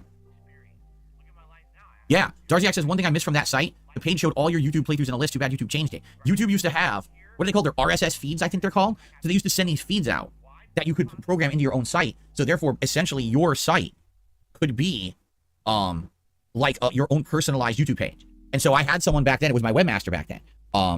They were basically taking those RSS feeds and they were turning them into a way to organize my content. So for example, all my latest playthroughs and playlists would show up on the main channel page or the main page of my website. You would always know what my latest videos were, what my latest playthroughs were, with the playlist right there. And yes, there was a search function built in where you could search for a playthrough on that page and it would find all of my playthroughs. And then one day, and that worked for years. That was like 2-3 years that worked. And all of a sudden, YouTube just says one day, we're turning off the feeds, bye-bye. No replacement, no explanation. They just didn't feel like having them anymore. Just turn them off. And overnight, everything changed. Couldn't do it anymore. So the whole main page of my site went defunct. And I was like, wow, that's nice of them. Again, it's just another thing that YouTube does that they don't ask, they don't care. They just change something that completely destroys a business. And you just deal with the repercussions. Also, you know, YouTube destroyed your fucking business. It wasn't detractors or trolls or evil AG or this is how you don't play or anything. It was YouTube changing that particular part of the website. I see. Also, a wee reminder to people. Give me a wee second here to get it all sorted. Give me a second. There is a detractor website. There is a detractor website. A reminder of it in there in the chat, you know, Agent Probably just reminded me there, I made a forum site, of course you did. Goutopia.net for all your detractor needs. You know what I mean? This is where detractors can gather. If you're not a fan of Kiwi Farms, if you're a bit fucking skeptical of Kiwi Farms or whatever, you can go to Goutopia.net, the land of lol cows. And yeah, my membership has now been approved, so I'm now officially a member. Fucking hooray for me. So there we go. This is a civilized place for public discussion, not for fucking long. I'm kidding on, I'm kidding on. In private discussion, be agreeable, even when you disagree, your participation counts. If you see a problem, flag it, always be civil, keep it tidy, post only your own stuff, powered by you, and all that shit. There you go. This is Gouttopia.net. It's not thekingofhate.com. It is Gouttopia.net. I think. There you go. And there's a few new topics since I was last there as well. Also, there's a big main thread for DSP, and there's also WWE Champion stuff as well, and all that jazz, and 1 Minute Man, and all sorts of bizarre shenanigans. Kind of like when they changed the algorithm. And the algorithm makes it so now your channel can't be found anymore. No one watches your videos when the day before you were super popular making tons of money. It's like, huh? What the fuck? Remember that channel Zombie Go Boom? So they made all zombie related content, which had a lot of gore. And then YouTube decided to demonetize the whole channel, saying that it was too gory and adult oriented. They were a popular channel that had tons of views. They employed employees. And overnight, their entire channel was demonetized. So they sued YouTube, and some dumb fuck judge threw it out of court saying, oh, well, YouTube can do whatever it wants because you signed their terms of service. The judge is an idiot. That's not true. By law, you have to abide by certain laws and things. And YouTube is incorporated in California, and California has certain protections. And actually, the judge was wrong, but didn't want to read up on the law and just didn't feel like hearing the case. He threw it out. Fucking idiot. What? I'm so confused. Even though I'm so confused. The judge isn't a fucking idiot, apparently, because they didn't apply the law properly. What? I'm so confused.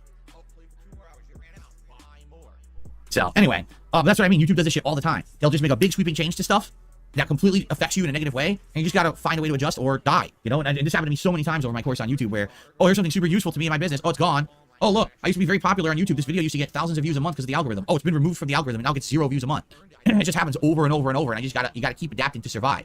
It's really hard on YouTube to have one strategy because then they change the game on you right in the middle, and you're like, well, I guess we gotta change it all again. I got $1 tip. Would you stream on TikTok or Elon Musk's X? No, I don't see the point. I don't think that would benefit the business. I don't think it's gonna get me any more exposure to stream on those sites. It's definitely not my audience either. You know what I mean? Like, if we streaming on X, what would that do? That, you know, would people be able to talk? Would it be monetizable? There's a million questions, right? Okay, I think it is definitely time that we end the show. It's a good show, and we'll keep talking, but we do have to get to the react show today. So thank you all for chilling with me. I hope that you enjoyed. Excuse me. I'm sure tomorrow we'll be talking about how the react show went. I'm very curious to see how The Walking Dead Retro React is going to do tonight. I mean, I hope it does well. I really like the game. I would love to react that entire season 1 with you over the course of the next month or so. But I don't know if maybe the whole idea of Retro React is played out at this point. Let's find out tonight together on the late stream, and we'll talk about it tomorrow morning on the Level 1 podcast. Okay, everybody, thank you for watching. See you tomorrow, and hope to see you on the React channel. Excuse me. Okay, let's get set up here, guys. So, hold on. So, to be exactly in line with what that person was saying, if OBS and my camera worked a little better together, basically what would happen is I would go over to this scene and the camera would already be ready. It would already be the correct, aspect ratio and everything. But it can't. Like this webcam, you cannot have different resolutions in different scenes on OBS. No matter what, the webcam can only show one resolution. So I have to manually go pick the 4:3 resolution to put it there and then change it to fit. I have to do this every time we go from widescreen to this camera. If my camera was always widescreen, then I wouldn't have to change it. Then I could actually have the scene set up ahead of time. But there's really nothing on the sides of me you need to see. So why do you need that, right? Doesn't need to be. Okay, and let's get the DSP Reacts logo up here. And let's get the React pop-ups up. Cool. All right, everybody. So I'm going to go offline on this channel. Thanks for watching the show. I hope you enjoyed. We're all going to head over now to the DSP Reacts channel and hang out over there. And, I'll get the show started within 5-10 minutes. I just got to take a little break for, me to use the restroom or whatever. But thank you for watching. I hope you enjoyed it, and I'll see you over on the React channel. See you then. Pish, this is not looking good as it is. Not looking good at all. Let's go to his React channel then, I guess. Let's go over to his React channel. I guess I'll just do it for this way instead and go here, click on Reacts. And we're going to his shitty React channel. Shut up, Phil. Then I'd be able to do stuff. Shut up, you dick. Why is it so fucking big as well? There you go. Let's go and rewind. So, when does it start blathering? Pish. When does it start talking? Not fucking there anyway, that's for damn sure. Not there either. Not there. Fuck off. Good job. Weekly clip. Okay. Here we go. We got it. So there we go. As a case, I just try to find it. We just try to find the fucking right moment. And he started talking. And of course, we need to make sure it's sped up properly. There we go. And yeah, so I'm hoping we get a full house magically before the end of the bingo. We have what feels like another 3 or 4 minutes to go until he starts recording for his React crap. It could happen. Okay, welcome everyone to the show. I'm about to get started. How's everyone? Welcome to DSP versus the Internet, a weekly clip react show here on DSP React. Hope that you're all in a good mood and ready to hang out and have a good time. For those of you who are here, hold on, because it appears somehow I've been wrapped up around my fighting game cord. There we go. All right. Get everything settled in. By the way, great support on the podcast this morning, as you can see. As you know, I make no money on the videos on this channel for the most part. They all end up getting claimed to demonetize. cares? So today, if you like the show, please support it in some way, whether it be a membership or gifted membership, a super chat, or a tip. All would be greatly appreciated. We are only $17 away from hitting our hat goal, and we almost never hit that on the React show. So it'd be great if we could hit that today. You guys could vote for a silly hat for me to wear for the rest of the show. Okay? Fair enough? Yes, next week is episode 60. That's right. Are you guys ready to get started? Here we go. Nope. Hello, everyone. Phil here, and welcome. Well, he's now recording for fucking his React stuff, and today was a bust. Today was a bust for the bingo. I do apologise. I felt he would say official. He has been big on saying things like, I'm officially doing this, I'm officially doing that. He didn't say that at all today, so I do feel bad that we didn't get the official Centre Square ticked off. But at least I know it wouldn't have actually, it wouldn't have helped us win bingo. Phil didn't say life, didn't say behind the scenes, friend, didn't say new games. I might remove new games. Phil does not seem to like saying new games anymore. I might remove that altogether, because he's pissing me off. He doesn't like to say the word new, apparently. New has been fucking forbidden from Phil's fucking lexicon of fucking words. I don't know, it's bizarre. But we have otters, of course. We have our delightful wee otters to fucking enjoy. I'm not even going to fucking pay attention to how Phil's doing on his fucking stream since he started recording. I don't know. Guys, I'm going to wrap things up there. Sadly, we couldn't get the full house today, but as the old saying goes, there is always tomorrow. We'll try and get a full house tomorrow to start off the week and all that jazz. I'm annoyed because I have to try and get myself used to fucking going back to work now. I was off work all week. I have had a lazy bastard week all week. But now it's like, okay, I need to be up early tomorrow. I go to the gym again in the morning and then get through work and all that jazz. So yeah, I've got to get back into the routine of things again. It was nice having a wee break from all that, you know what I mean? Just to fucking chill and be a lazy bastard, you know, but back to reality tomorrow for me, and I'm back to the office and back to work and back in the gym as well, trying to work hard and losing the weight and all that jazz. That's my day tomorrow. I mean, of course, when I get home from work and all that jazz, I will be doing the bingo as well, and hopefully we can start off the week hopefully with a full house bingo tomorrow instead. But yeah, I'm going to end how I always end. I'm going to play Notorious P.I.G. contributions, maybe the supremely talented Pixar animations. But until then, guys, I do hope you enjoy the rest of your Sunday. However you wish to spend it, and I will catch you all later. Goodbye. On September 14th, a pre-authorized payment of $16.51 from PayPal.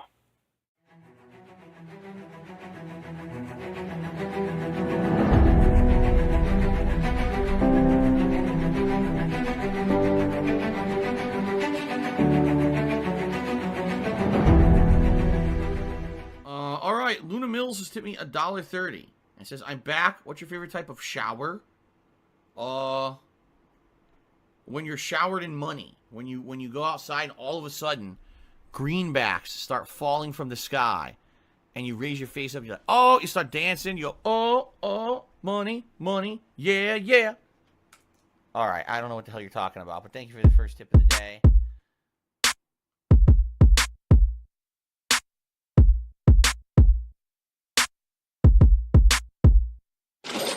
Money, money, yeah, yeah.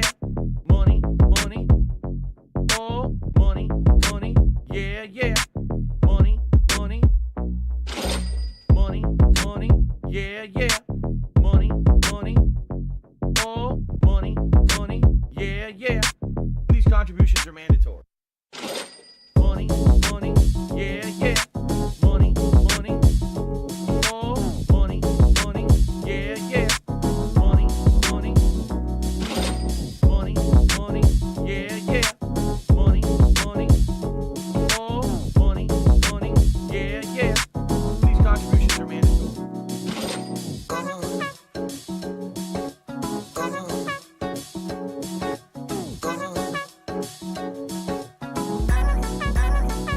some money.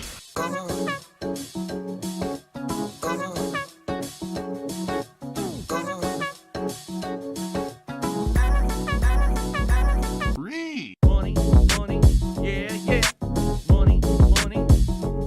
Oh, money, money, yeah, yeah. Money, money. Money, money, yeah, yeah. Money, money. Oh, money, money, yeah, yeah. These contributions are mandatory. And it's gone, just gone like that.